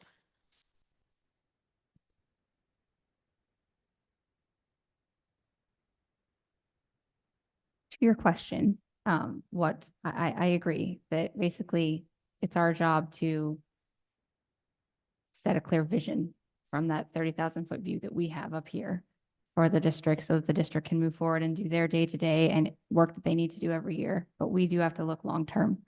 And I think that a lot of great work is going into this, and I think we're headed in the right direction. I just feel like maybe for several of us up here, it just feels like we can't see it coming together. That's the only thing, right? We hear all the right things and we know all the right work is happening, but we're having a hard time visualizing it. And probably because we're used to this, and that's not fair necessarily to you guys that we're comparing it to this, but that's what we have. So that's what we know. I do think that we could, if we can start making some steps of like, okay, here's our keystones. Now, once we have the keystones in place, here's what we're going to do as the next step, like the next step underneath that of what those more fine-tuned details will be of each of those keystones would probably help us to feel like we see progress moving forward in the direction we'd like to. But I think that us as a board will need to be, as we get those keystones in place, as we come up with the goals, as this progresses, we'll need to look at our policies, which we're doing this year, and making sure that those are all aligning to what we're trying to do as a district. And that's what we can do as a board to help you guys do what you need to do. I agree. Can I add something? So as we're sitting here talking, I think for me, I am now getting a vision of what would help me. So I think based on what Board Member Clymer said, we start with the end in mind. So I feel like the top level of support or pillars, keystones, I mean, I'm fine with the definitions you have here of the 4 R's, fine.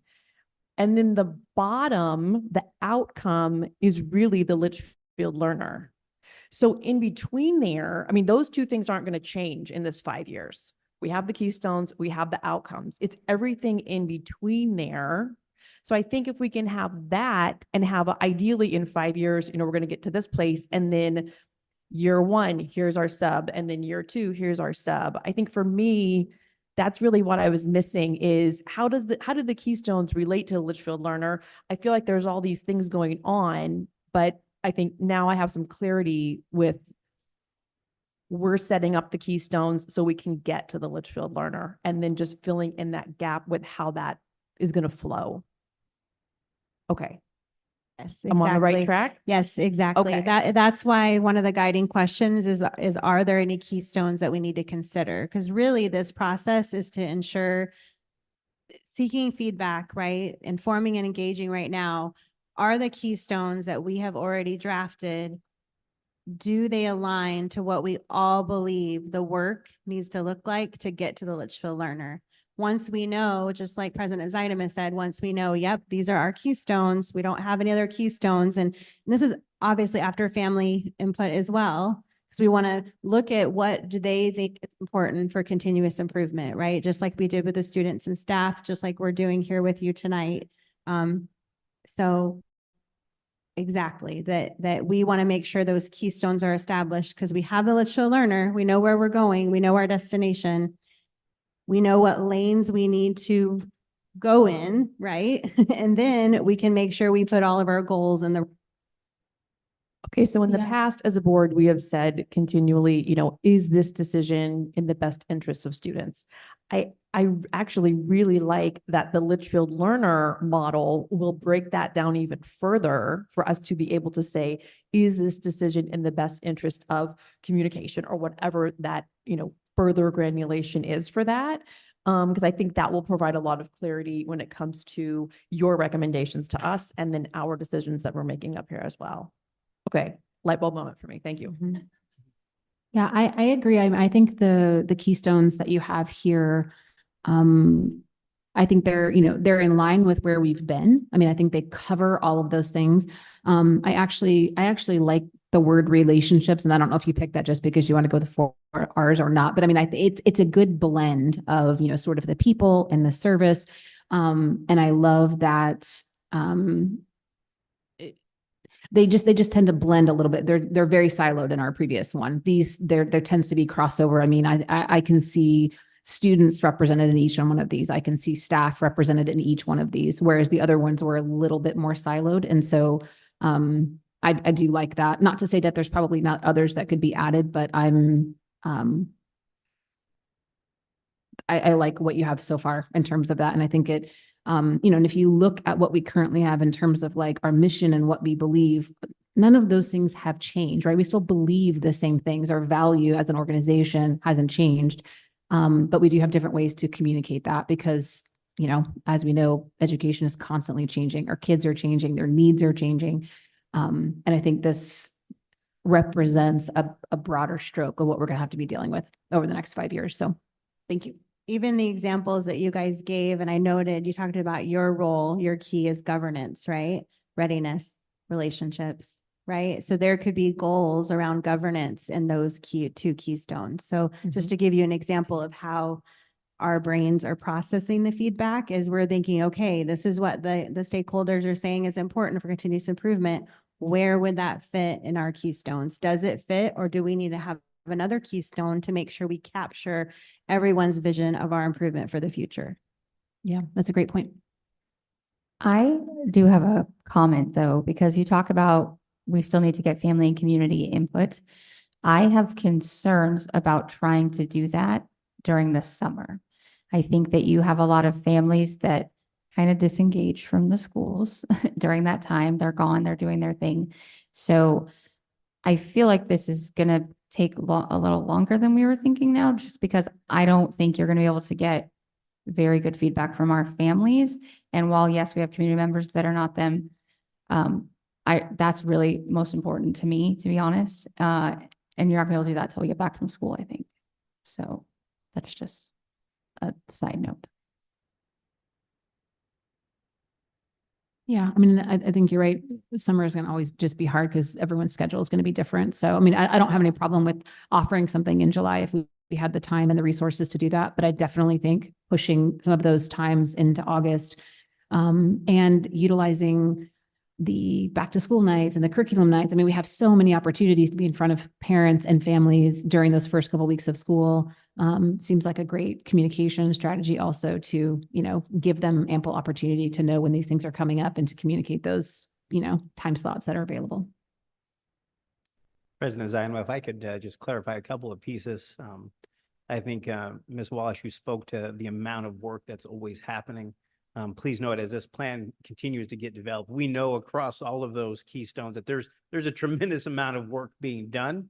But it goes nicely to Ms. Moran, what you said, and that's what the guidance we've been given as well, that at some point in time, and I heard you loud and clear, as a governing board, you will want to weigh in on those large scale efforts. But it is true, we will have to focus and really measure chunks at a time. There's just no way we can be good at every single thing that's happening. My team might argue with me because I think they all will say they want to be good at everything, and we're doing great work. But to really measure it well, we probably will have to prioritize a little bit, and that's okay. We're just not right there yet to be able to talk about that, but we will get there. Ryan, did you have anything to add? Are you good? Okay. Yeah, I just assumed that you'd give us a finished product eventually. And I just want to add that if we need to take more time, we need to take more time because I want to get it right, not rush through it. And then even though it's going to be a briefing document, we're going to change it, all of that. I want us to take the time that we need, to President Zaidama's point, to make sure that we haven't missed anything. And so sometimes that just takes time and consideration. Thank you, Ms. Moran. And Ms. Zaidama, I just can't help to keep thinking one more piece around the scorecard.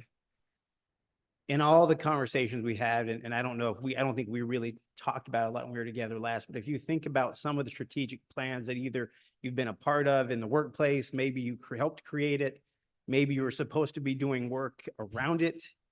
Sometimes we find that you see it and you move on.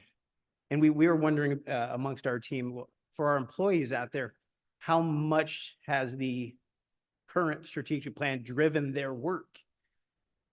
It's not a topic of conversation right now amongst the team as a whole. And that scorecard, if we do it right, will allow the strategic plan to be alive in the actual work that is being done to get us to the Litchfield learners. So that, I think that to me is probably that ultimate connection around how we use that document to really keep us moving forward. Well, yeah, agreed. The scorecard is what makes the strategic plan applicable to an individual's role. And so that's the translation piece where we're looking at the big picture, the high level, and looking at the Litchfield learner in theory. You're talking about how does a teacher ensure an actual student, a person, has these attributes. And so that's where that translation piece comes into play. And that is critical. That is critical to breaking it down to the everyday, weekly, monthly, quarterly actions that need to happen to get the outcome that it is that we're looking for. So yes, that's a super important translation piece for sure. And I think, again, I mean, I think you've all learned a little bit about our learning style up here, that we are all very visual learners. We have a hard time with just the, the oral piece, clearly, because we all are like, no, we need a piece of paper. But to your point, I mean, I think you're right. And employees in a lot of organizations, like they have that struggle to connect to, the people up here that are talking about, these big governance terms or whatever, like, what does that actually mean? How do I do that on a daily basis? But I think based on sort of the vision that Kim was just giving in terms of like, okay, so here's the big lofty goals, right? And then here's at the end of the day, what we hope to be a result of that. And then this is you right here. Like all of the things that you're doing, all the things that you're being evaluated on, whether you work in the cafeteria or you're a teacher or you're an instructional aide or you're a principal, all of your specific deliverables should, in theory, result in this Litchfield learner piece, right? Our kids being ready to move on from 5th grade to 6th grade or 8th grade to 9th grade or 2nd grade to 3rd grade or whatever it is. And so I think you're right, that sort of visual part of like, I am the connector between the big goal and what the student that sits in front of me every day is going to walk away with. That's powerful because I mean, hopefully that's building the, sort of climate and culture of value that every employee holds here. So, I mean, I'm hopeful that is how they feel also at the end of this. Now, it's just going to sound like a lot of work in between there, but once we get there, I think they're going to love it. Well, by informing them and engaging them, our goal would be that they feel empowered and they can see themselves in the Litchfield learner and see themselves and their work in the Keystones, right? That's the connection. We want them to make that connection on their own because that's going to be more powerful than us telling them, oh, look, that's readiness. Oh, look, that's relationship. We really want to get them involved and engaged in that way. So it is going to be a process. Yeah. I also speaking to your scorecard that you were talking about, the scorecard really can drive consistency as well, because with 17 schools, you have very different leadership styles, very different communities within each school, but that scorecard will then pull the consistency from those schools and be able to highlight the areas that are going well or not going well to then again create consistency amongst all of our schools and across all of the students. Yeah. Did you have more stuff for us, Dr. Davidson? More questions? I do not right now. I appreciate the feedback and we will certainly meet again on this topic. So thank you. Thank you. Thank you, guys.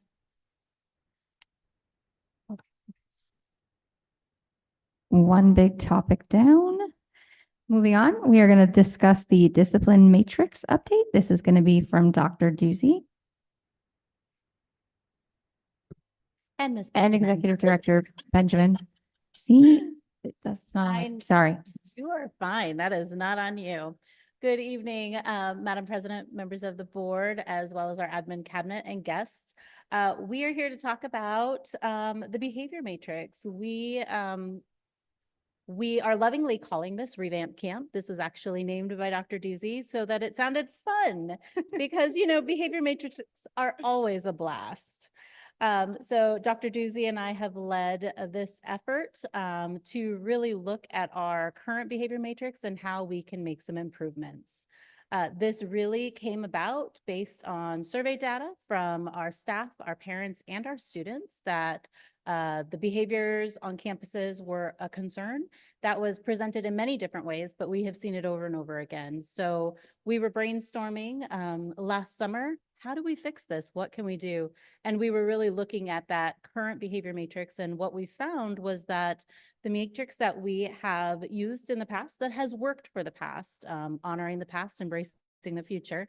What has worked in the past was a matrix that was created for kindergarten through 8th grade. So you had all of the same grade levels working on the exact same discipline matrix, where we might be teaching skills for a kindergartner, but for an 8th grader, they might have already had those skills.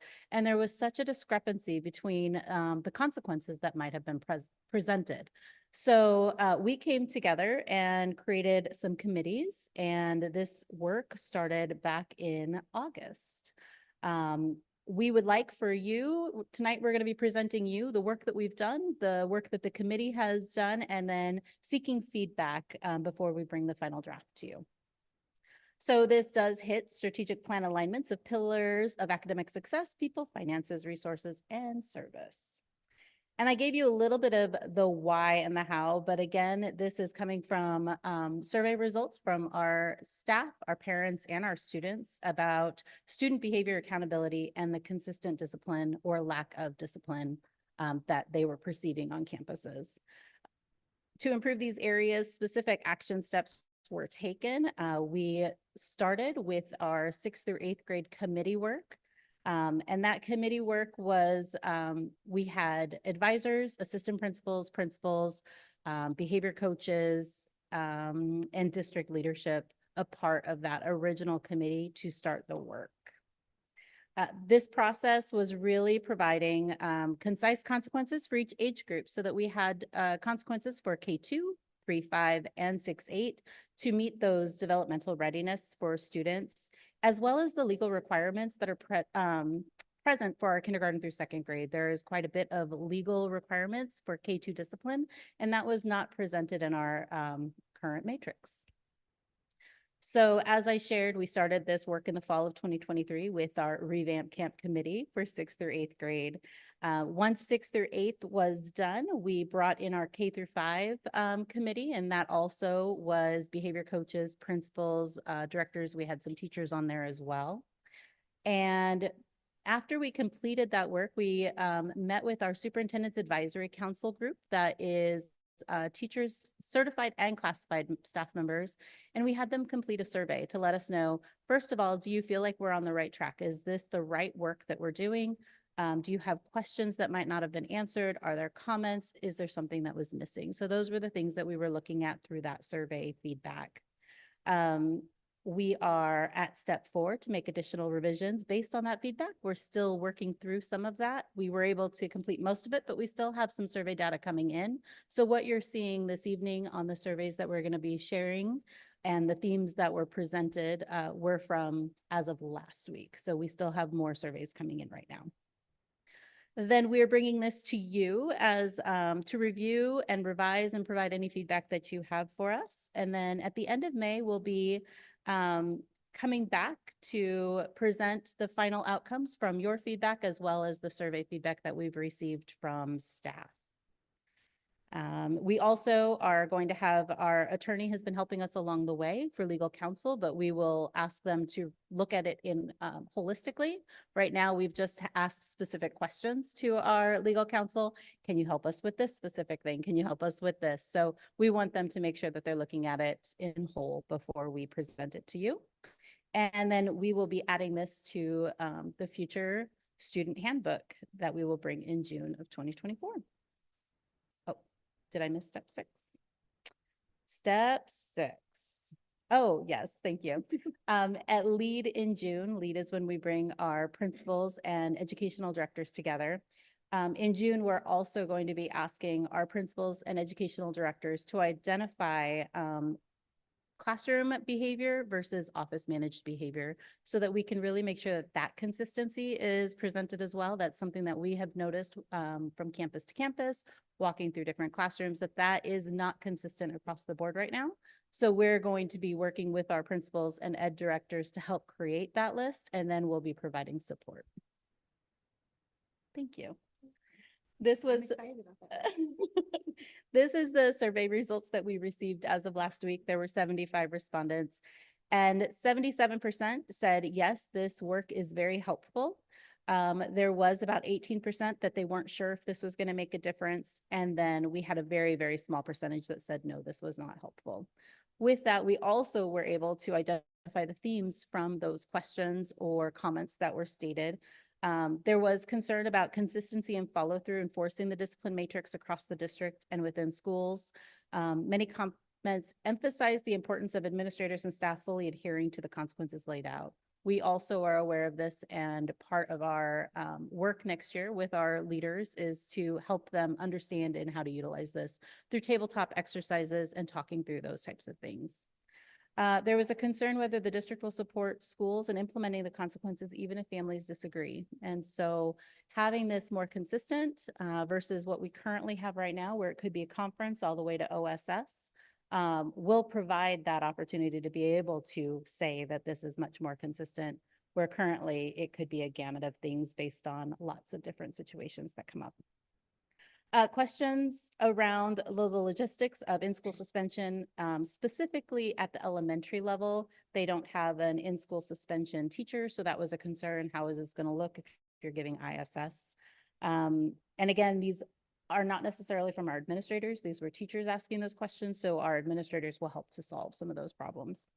The desire for the matrix to allow some flexibility. So at one point you had that we want consistency and no flexibility, and in the same survey, a little bit further down, they wanted flexibility to provide consequences as necessary. For example, if they felt like a skill building was necessary and maybe not a discipline referral, could we have that? So we'll be talking through that with our administrators at that time to be able to talk through when is that appropriate and when is it not appropriate. We want to provide that consistency and still allowing to be able to meet the needs of our students based on whatever the infraction is. And then need for training of relevant staff on how to utilize this matrix. The people who participate in our revamp camp have said how powerful that was, because we went line by line, consequence by consequence. We talked through scenarios that have come up and how it may or may not be impacted. Actually, Dr. Doozy and I did that too when we were looking through for our final read before this, and there were multiple times that we would maybe not agree initially and we would tell a story and it would be like, okay, that makes sense. So we're going to need to do that in order to prepare our principals, our behavior coaches, our advisors to be able to utilize this and utilize it effectively. There was a lot of appreciation for the matrix being split out by grade level bands and offering clear escalating consequences for repeated offenses. There were some concerns that consequences for very serious offenses like aggravated assault were not strict enough.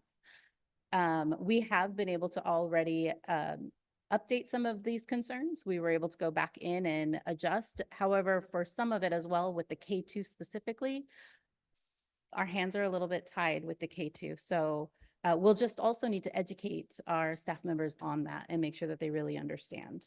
And then the importance of tracking offenses. What we found this year is that depending on the school or the grade level, the consequences might not have been put in Synergy correctly or were put into conference notes instead of written as a referral. And so we want to make sure that that is taken out of the equation. We want to make sure that we have the data that's supporting either what we're doing is working or it's not and we need to tweak it. But the only way to do that is to make sure that we are putting the referrals in correctly and consistently across the entire district.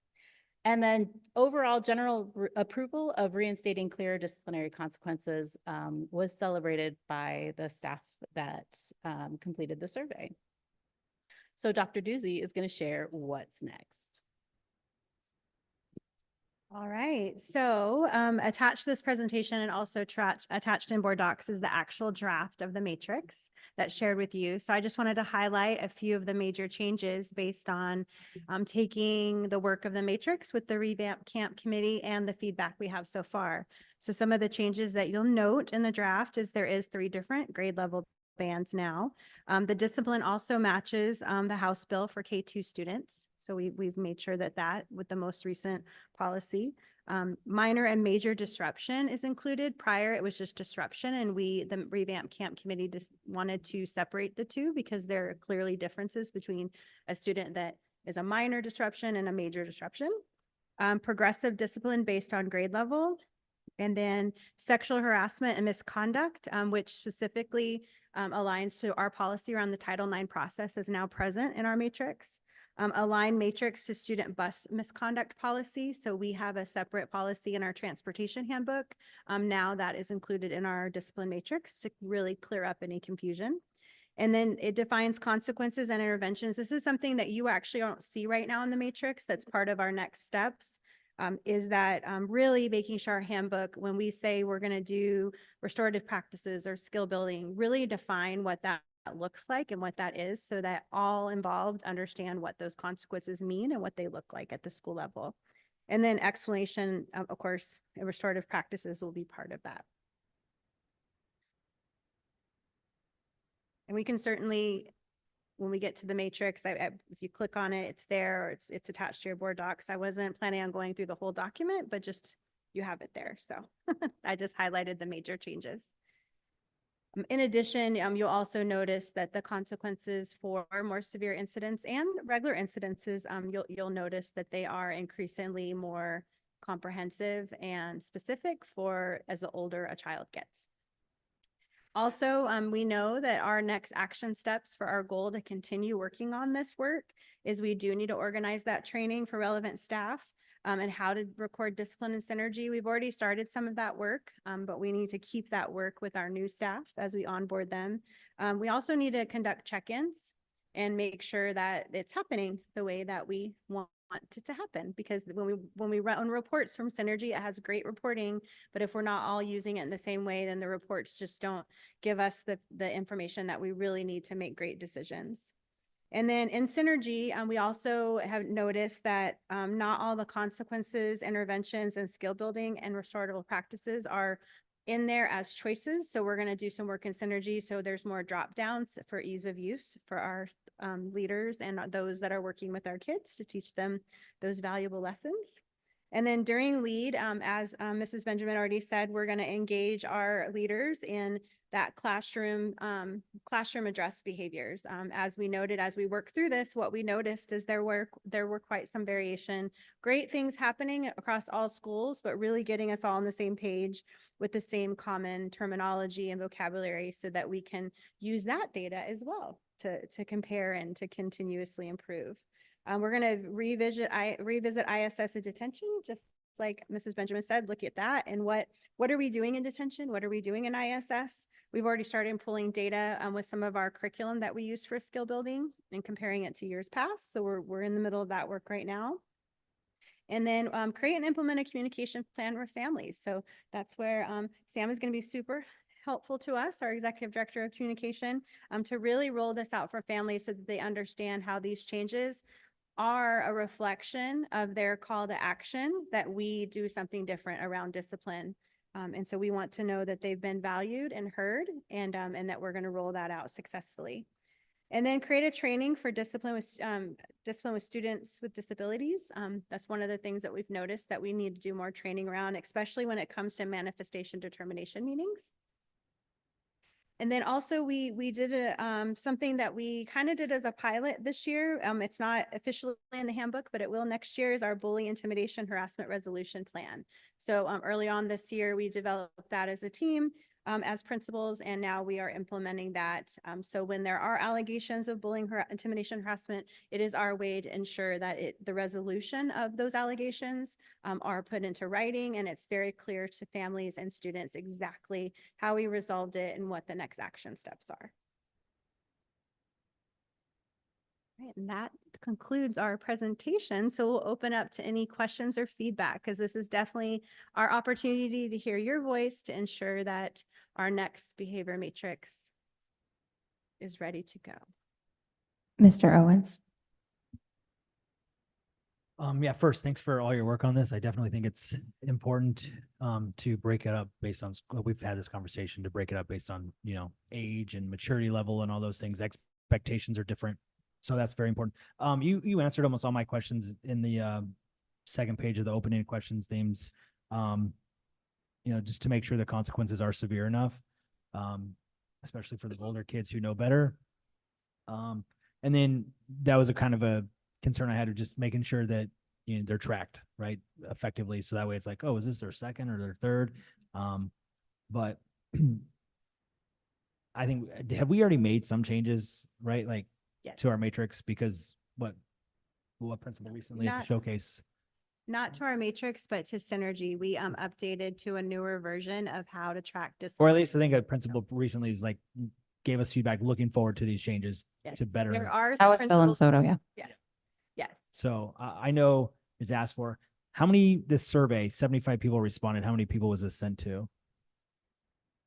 So there There's are 32. 32 on our superintendent's advisory, and we asked them to share it out to people who this would impact.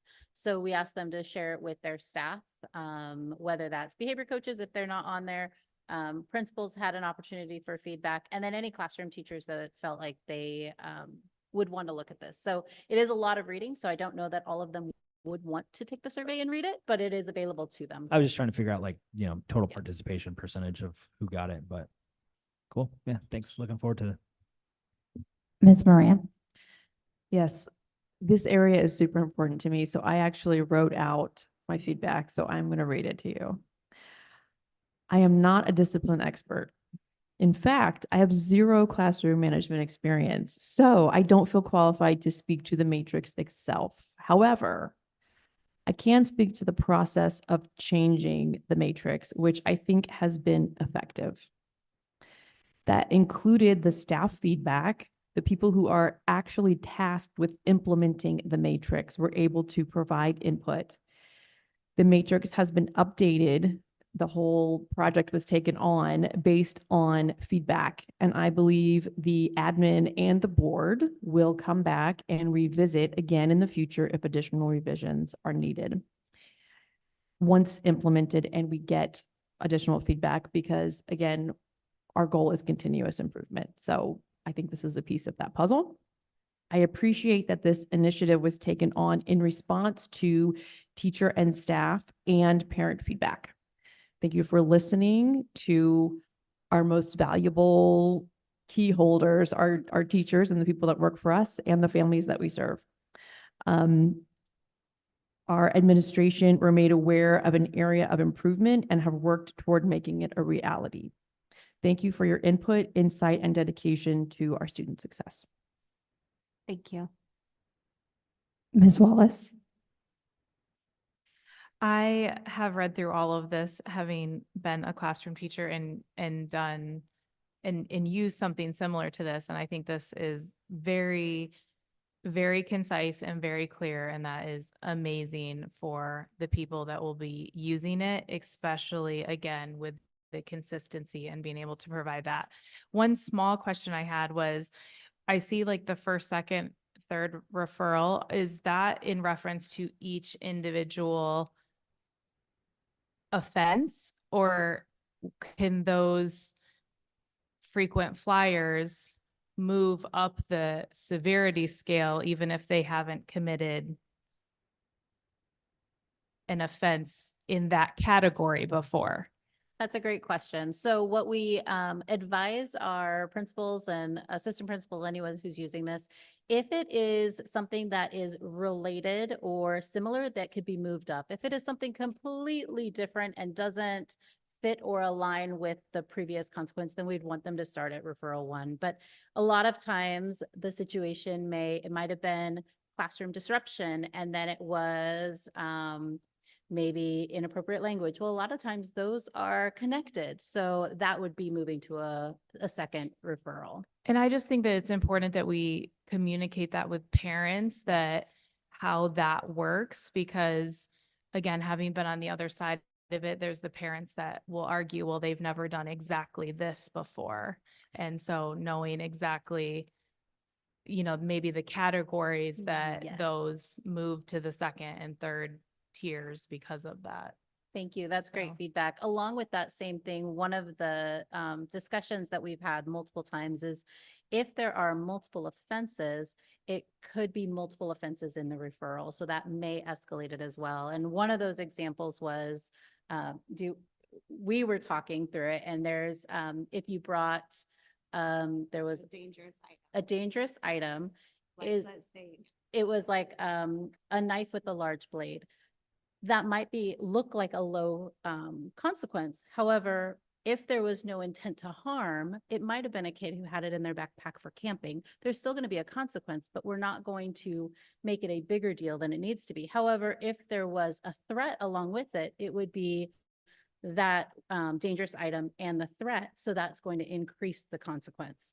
And that was just one of the conversations that we'd had back and forth where I've had multiple kids bring a camping knife and their parent didn't know that they had it. And it was intent to show and tell, not because they were trying to do something that they shouldn't have done. So that's where you can add consequences to it. Does that make sense? You can pile them on, I guess. That doesn't sound good, but.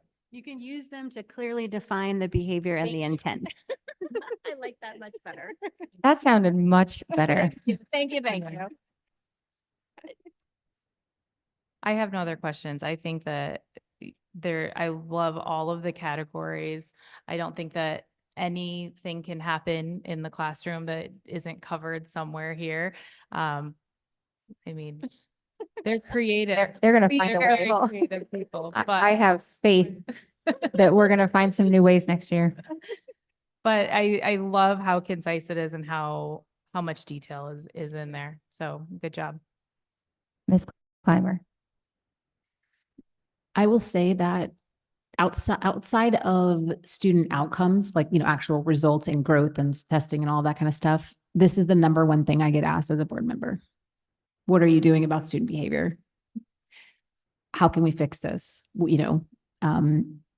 And I think from two places. One, from teachers who are frustrated and burnt out and literally cannot do their job of teaching children because they are so bogged down with the constant disruption that it makes it very hard for all students to learn. And also students that are affected by their classmates' behavior, whether they can't learn or whether they are fearful or whatever the case may be.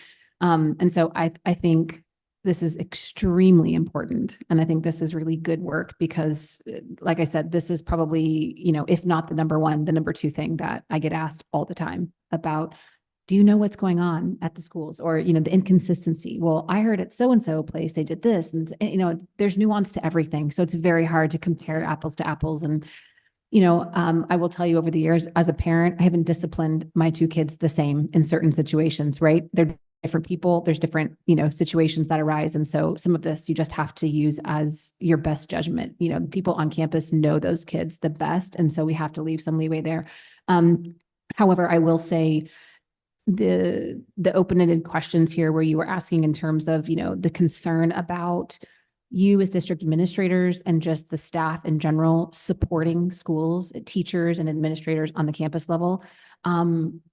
I cannot stress enough how many times I've had people say, well, it doesn't matter what we do because the parents are always going to get their way.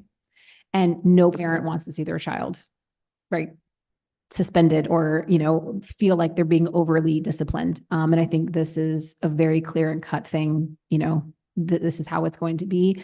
But I would encourage you in this training, that we're going to do as we roll this out, that you ensure that teachers and administrators know that this will be adhered to, right? And no matter what students or families say, if, there is proof that these things happened, then the consequences remain, period, full stop.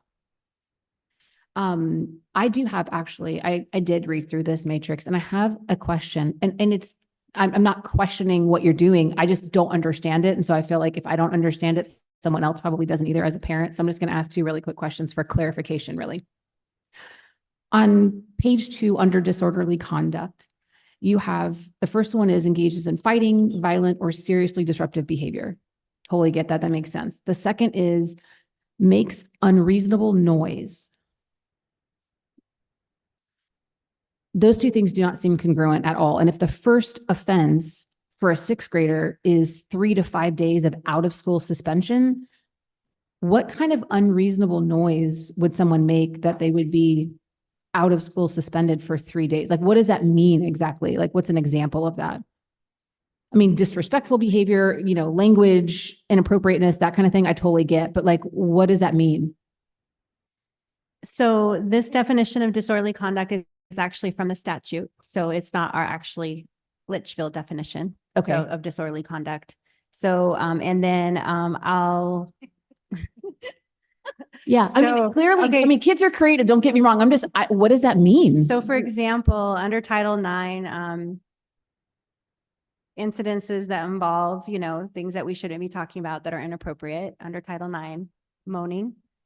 Okay, Maybe it's not a pervasive, meaning repeated over time, but maybe it's enough that it's caused a disruption in the class for logical reasons. right. The noise with intent is what I'm Yeah, hearing yeah. you say. Okay, so understood. Right. Well, I mean, I just didn't understand, but you made that very clear. I totally get it.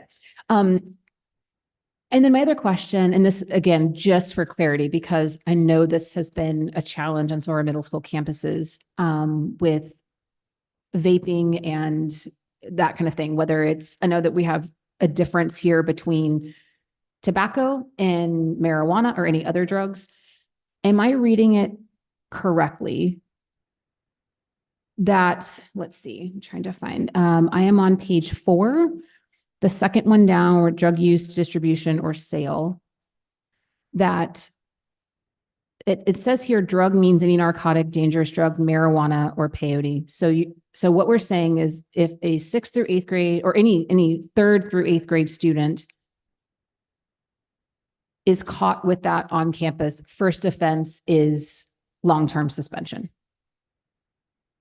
So if they are caught with a vape pen with marijuana in it, whatever, I don't exactly know how that works, but that from 3rd through 8th grade, first offense is long-term suspension. There's nothing before that.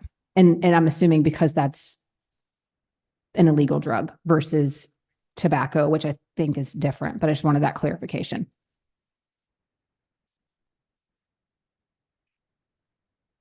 So it's 10 days OSS for possession of a illegal drug. It is long-term suspension if you distribute. So you're distributing. Okay, it says the unlawful use, comma, distribution, comma, sale, purchase, possession, or transportation. Yeah, So, that's a good point. Well, thank you for the feedback. We'll make sure that's clear. and maybe that is what we mean. And it is an illegal drug. So I'm really just doing it for clarification because that is a huge problem. I mean, not just on our campus, just in general for age, especially in that middle school age range. So, I don't have any problem with the consequence. I just want to make sure that that is what we meant. And if so, that needs to be communicated very properly because I know we've had that issue before. If a student is distributing to others, even currently in our matrix, we are suspending for 10 days and doing a hearing. And typically they go to white tanks after that. So Okay. if they are distributing to others and causing harm to others because they are other people's children, then that is when we are doing those hearings. And our long-term suspension, typically, we could suspend for up to 180 school days. However, we typically provide White Tanks Learning Center as an alternative. Okay, perfect. Okay.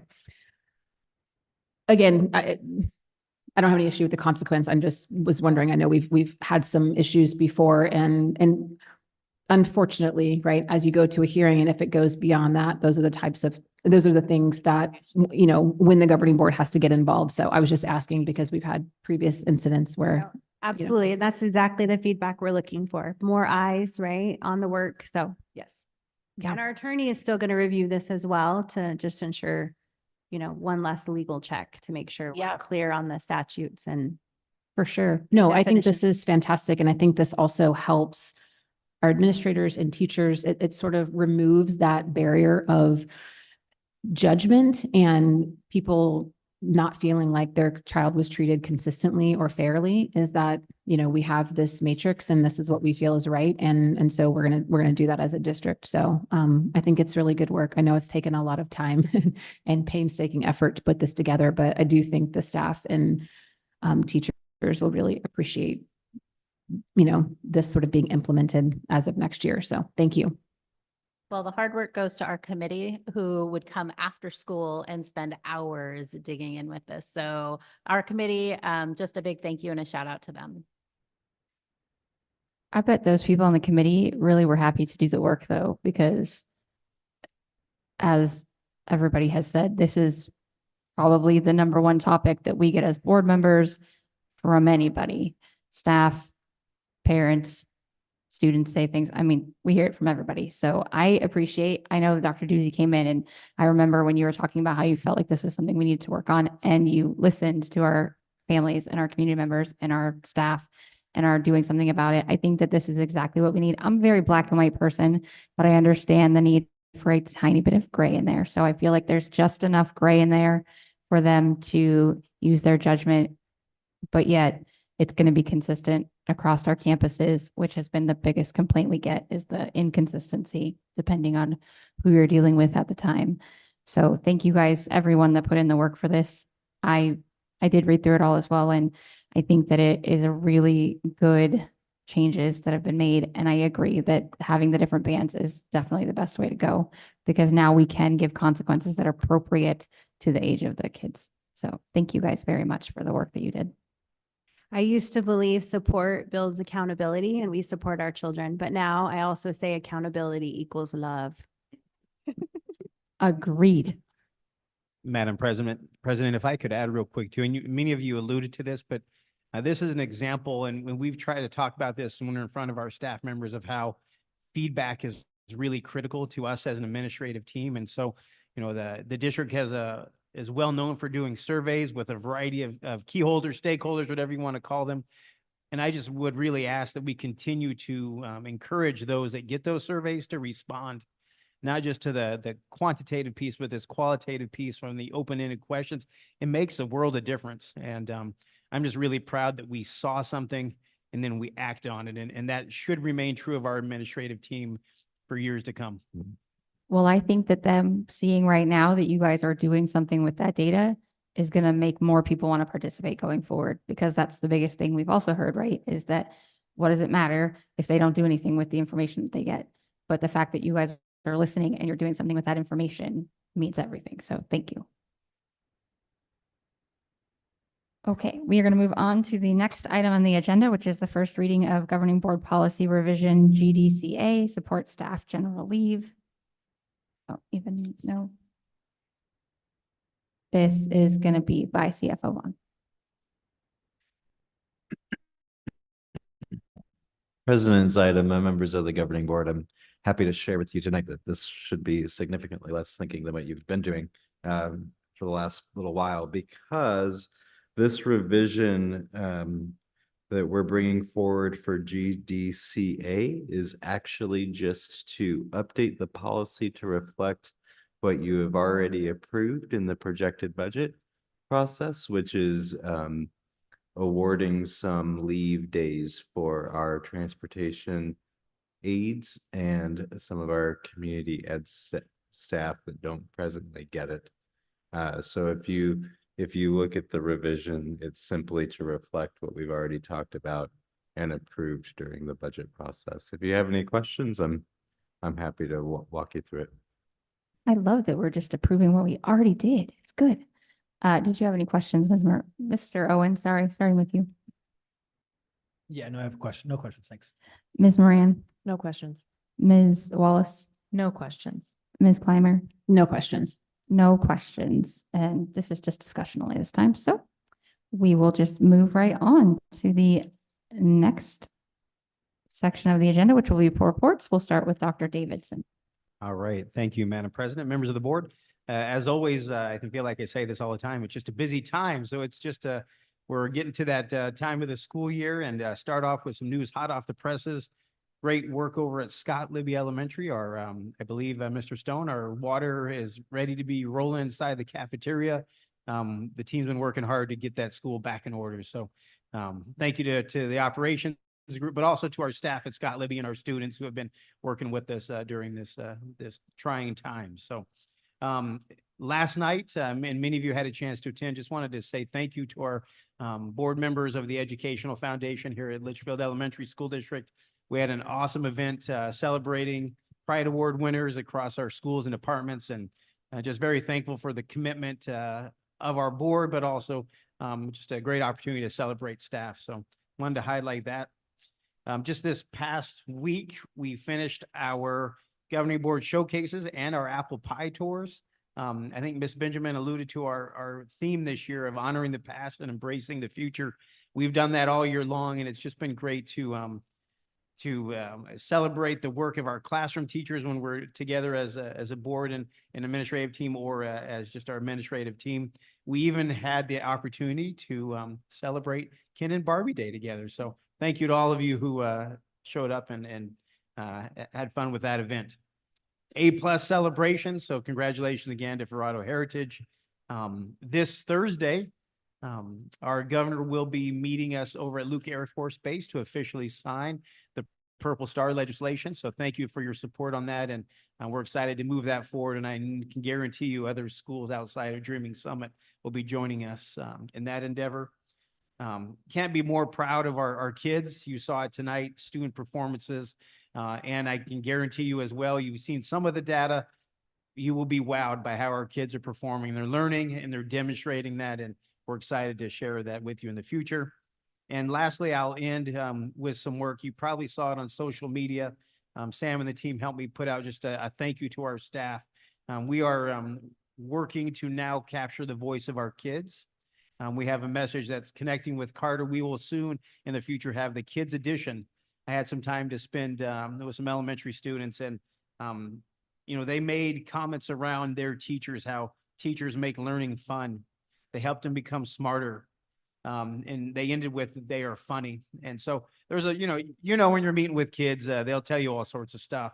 But I think just an ending, thank you to all of our staff.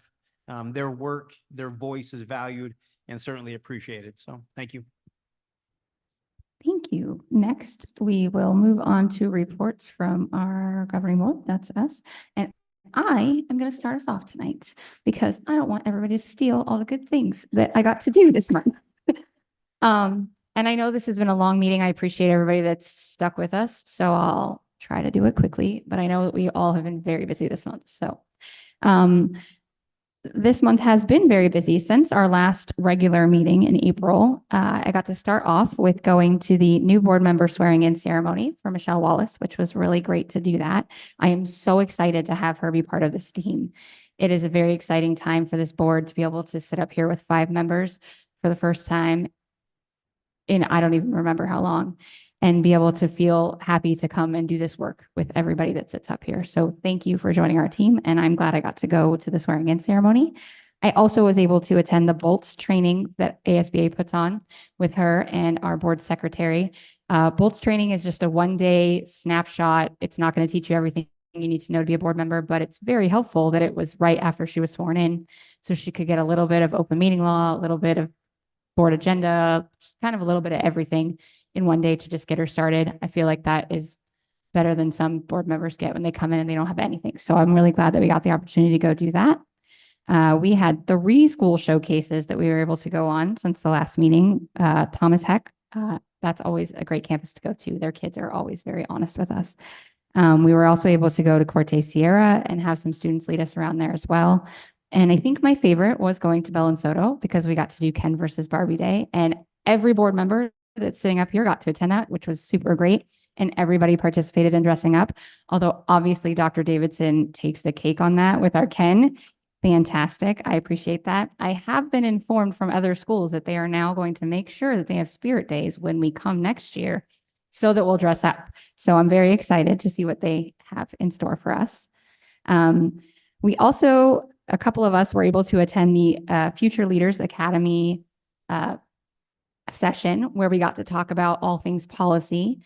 That was some great conversation. I think that was a really fun thing for us to do. They had really great questions. And I feel like we had our brand new board member there that literally like it's her first weekend and she's coming in and she totally did great, kept up with everybody. It was awesome. I feel like I learned from them. I hope they learned from us. And I hope that you guys continue doing this program in the future because it's a great opportunity for our teachers and our leaders to be able to learn how they can grow in their own, career paths in the future. Some things I was able to do. I was able to go to the Western Sky Middle School play of Adams Family Jr. They did a great job. I went opening night. They had some set issues, but you'd have never known. I mean, well, you could know that the set fell on their head, but the kid kept going with it. It was so fantastic. I was so impressed with them keeping in character, not getting thrown off, just going with it. It was super cute. I'm glad I got the opportunity to go to that. I attended the art night at Rancho Santa Fe. Their art teacher did a fantastic job of setting up a whole glow area, and you walk in the room and they've got all the black lights and all the painted art is everywhere, and everything's glowing, and the kids really liked it. My daughter made me go in 4 times because she loved it so much. I also attended the Leader in Me night at Barbara Roby Elementary School, which was another fun thing. That campus had a very good turnout, I felt, for sometimes. I have heard that they have not had as great of turnout at their family nights, but this one was super well attended. The families were excited to be there and to see the things that their kids were doing. They gave a free book to every kid that came up and wanted to have one. Their PTSA was able to have books for every kiddo that was there. So that was a really cool thing that they did too. And you got to see the kids performing different things. They had their wax museum, which I told Principal Acosta I really wanted us to get invited to again next year. We were invited last year. We did not get it this year, but I like going to those. So, and I'll attend things whenever I can at the schools. So that was a super great thing that we did. In my volunteer world, I was able to volunteer at Book Fair Rancho Santa Fe. I cannot stress it enough. Schools cannot do it alone. We hear that all the time, and that's real. Any way that you want to volunteer in a school, I promise you there's a place for you. So people in the community, if you want to know what's happening in our schools, go volunteer. Find your nearest school, talk to their principal, talk to their office staff. They will find a place for you. If you have some skill you want to share with us, I promise you that we will find a way to get it into our schools, because all of that helps our kids be better. I was also able to attend the Schools Connect Awards ceremony, where we were able to honor Principal Hopper and Principal Frazier, and that was a super fun event where our kids sang. You got to hear them tonight. They did a great job. They sang a lot of songs there, and they did so great. They were, I really enjoyed getting to watch them sing, and I'm glad we were able to make them come out tonight and sing for us again. The Pride Awards also was a great event. As somebody who's been going to Pride Awards now for several years, this was the best one we've been to. I think that it was a really great thing that the foundation put on, having dinner for them, making it a little more of an intimate thing where it wasn't just everybody there, right? Because your schools can go celebrate you, and I hope that you do. But it was just nice for them to really have that moment where they talked about them, where they read what the people said about them that nominated them for these awards. And then they got to be honored with, I'll let Kim talk about the amount of money that they got, because I know she'll share that. But they did get a pretty good amount of money along with that recognition from their staff. So I appreciate them for putting that on. Thank you so much. I'm excited to see how that grows and changes. And also thank you to them for going out and recognizing those people in their schools and surprising them. We were able to do that when COVID happened in 2020, where we went to everybody's houses and brought them signs and their checks. And it was super fun to do that. So I'm glad that they found a way to kind of incorporate that again, because they really liked it. It seemed like, the videos and the pictures that they were super excited about it. Last week was Teacher Appreciation Week, which is one of my favorite weeks in the year. And I believe that we should be having Teacher Appreciation Day every day of the year, because at the end of the day, our teachers are heroes. We wouldn't have doctors or lawyers or police officers or anybody if we didn't have the amazing teachers that we do pouring into our kids. So thank you to all of our staff that works with our kids every day and gives 100% of themselves to those kiddos every day. There are kids that you're the best part of their day. And so I just appreciate everything that our staff does, teachers, one-on-one aides, the aides that are doing specials, the people in the office, everybody plays a part in helping those kids be the best that they can be. So thank you for all that you do for that. And lastly, while this isn't about our kids right now, it is about our kids that were here before. This weekend, we're going to have kids that are graduating. A lot of our kids that were here in 8th grade and didn't get to have an 8th grade promotion because that's when COVID happened. So congratulations to all those kiddos that were ours first and are now going to go graduate from high school this weekend and get to have that celebration they deserve. We are proud of you and all that you've accomplished, and we are celebrating right here with you and wishing you all the best. And with that, I will move on and let Ms. Moran go next. All right.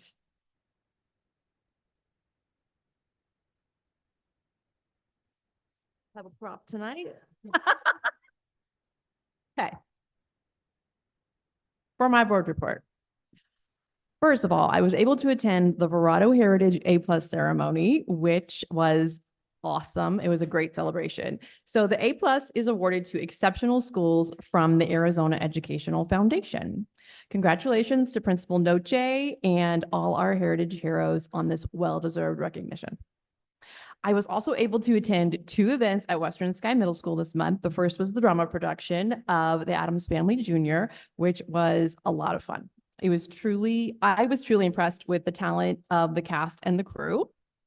And I was also able to attend the middle school band concert, which is quite an improvement when you go and see sixth graders, and then the level of skill improvement when they go into seventh and then into eighth. And then we also were treated with a performance from the jazz band from Millennium High School. And so that's even more of a progression of where these kids are going to go. So thank you to all of the students for sharing your time and talents with us. I was able to go to all 3 school showcases, as President Zaidama mentioned as well. In addition, on the 9th of May, I attended the Multilingual Literacy Night at Dreaming Summit Elementary. And that program that evening supports our English language learning students and the families. And in addition, it celebrates the students' progress towards their language goals. So thank you to Director Larson and her entire team for their dedication to our English language learners. As President Zaidama mentioned, we also had our Pride Awards, and I serve as the board liaison from the governing board to the board of the Litchfield Elementary School District Educational Foundation. So I was able to go and actually surprise a few of this year's recipients on their campus. It was so rewarding to see their smiles and happiness at being recognized by their peers and by being informed that they would be receiving a $400 monetary award. The ceremony last night was the best, I agree, the best that the foundation has ever put on. So thank you to the LESD Foundation Board for your hard work on this year's Pride Awards ceremony and the awards, and congratulations to all of the recipients. Last but not least is the reason for these Mickey ears. My son is in the 8th grade, and our 8th graders this year were given the opportunity to take a culminating trip before moving on to high school. This is a new program that Dr. Doozy brought to our district. It took a ton of seemingly last minute logistics, information, and administrative work to pull it off. But my son returned this morning from the trip, and he had an absolute blast. The Museum of Tolerance and the Disney leadership presentations were impactful, and the relationship skill building that he received were invaluable. Thank you to Dr. Doozy and the administration for planning this opportunity, and thank you to all of the teachers and parents who chaperoned the trip. I hope all of our future 8th graders will participate in this amazing opportunity to expand your horizons. So I will close with lyrics from a well-known song from Pinocchio as sung by Jiminy Cricket. When you wish upon a star, makes no difference who you are. Anything your heart desires will come to you. Thank you.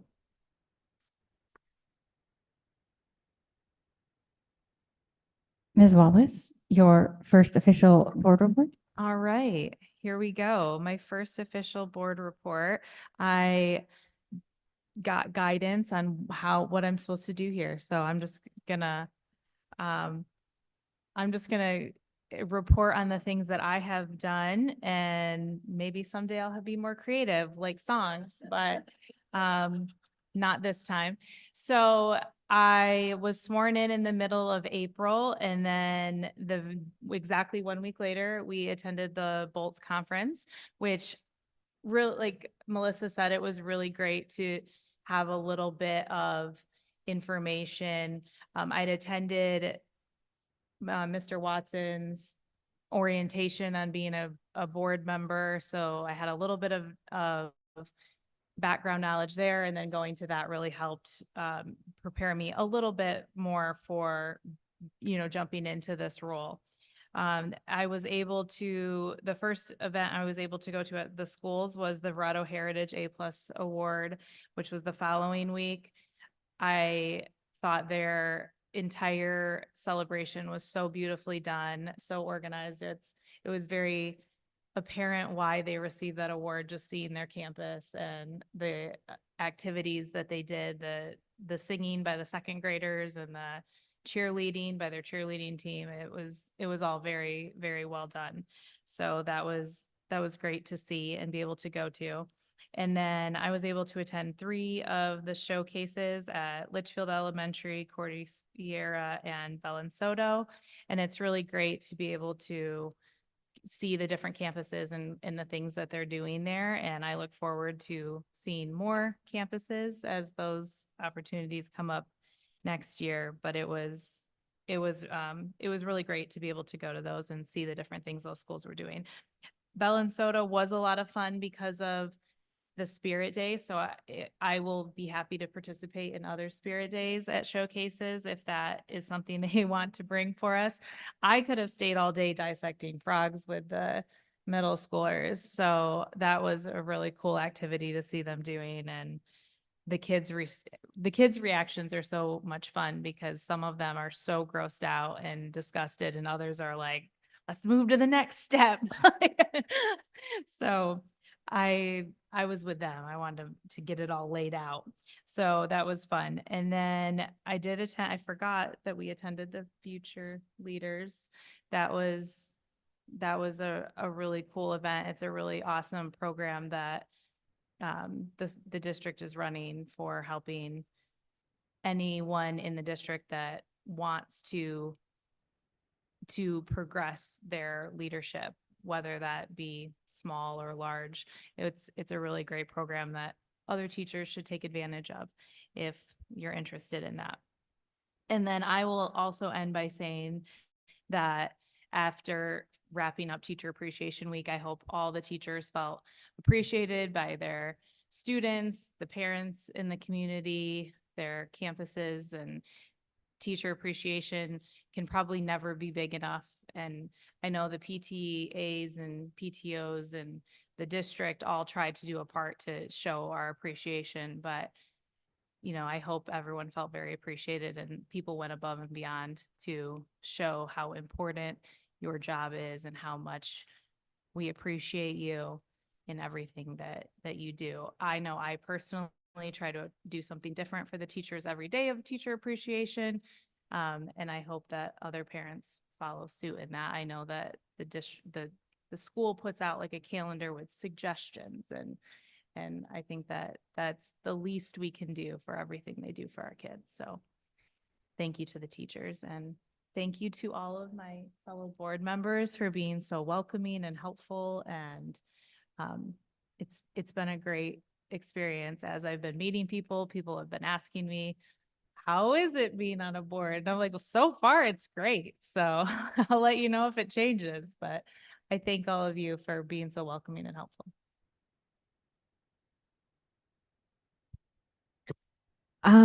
Okay, I'll try and keep this quick. Shout out to Principal Rosenthal and Assistant Principal Hedges at L. Thomas Heck for an awesome school showcase.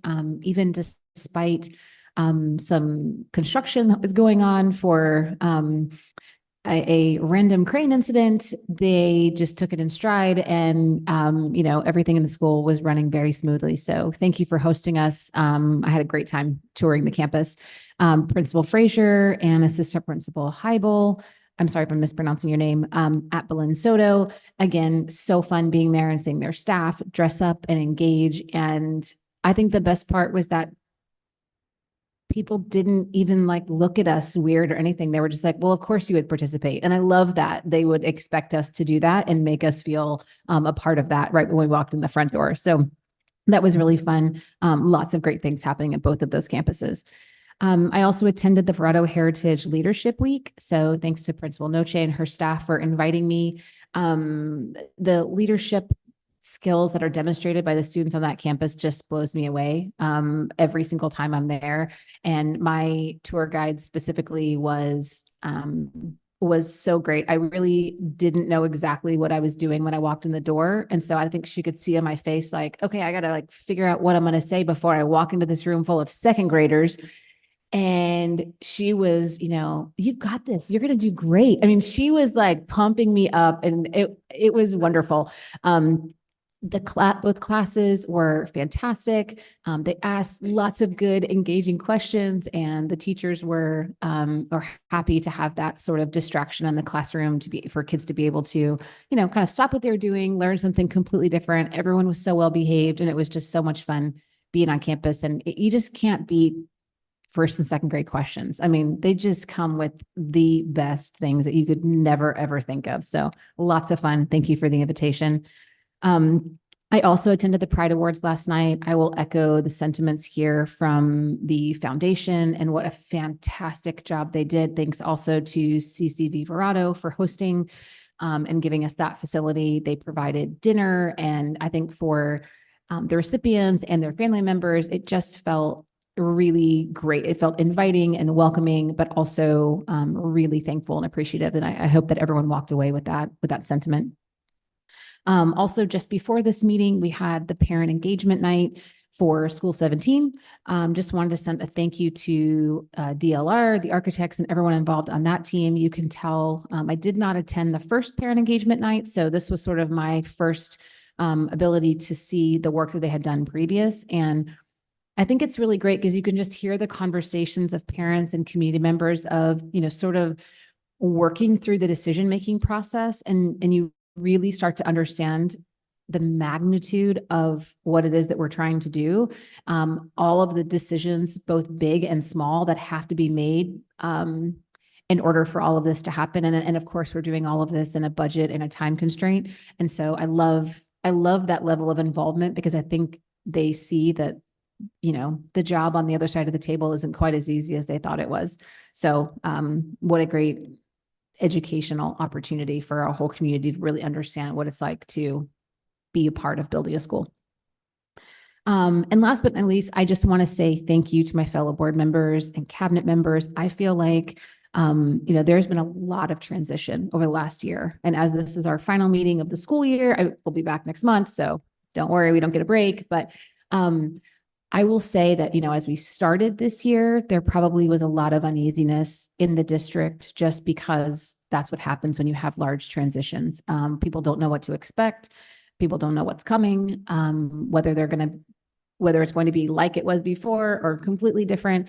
And I just want to say thank you. I think that we have done a really good job of relationship building amongst the five of us. I mean, obviously, Michelle, you're new, but, coming on board and really embracing our role as board members, and also, the cabinet being so new and positions changing and all of that kind of stuff.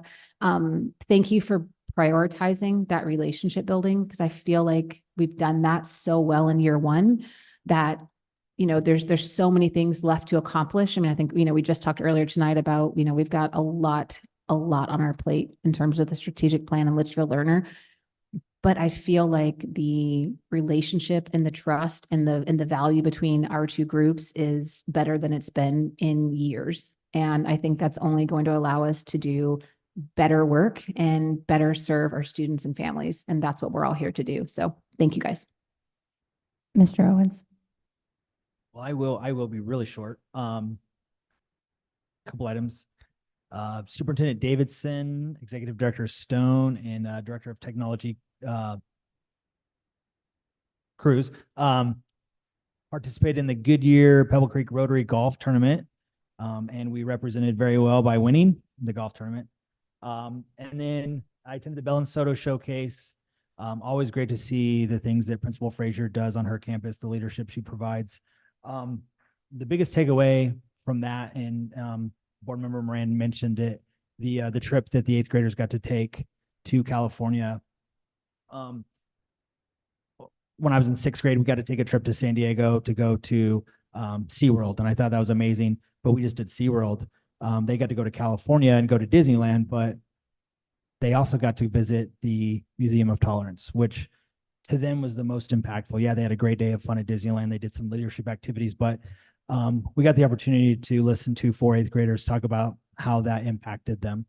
The takeaways of, the mental images of what occurred during the Holocaust and the persecution of the Jewish people. And one of the students said, it's important that we learn from history so that history doesn't repeat itself.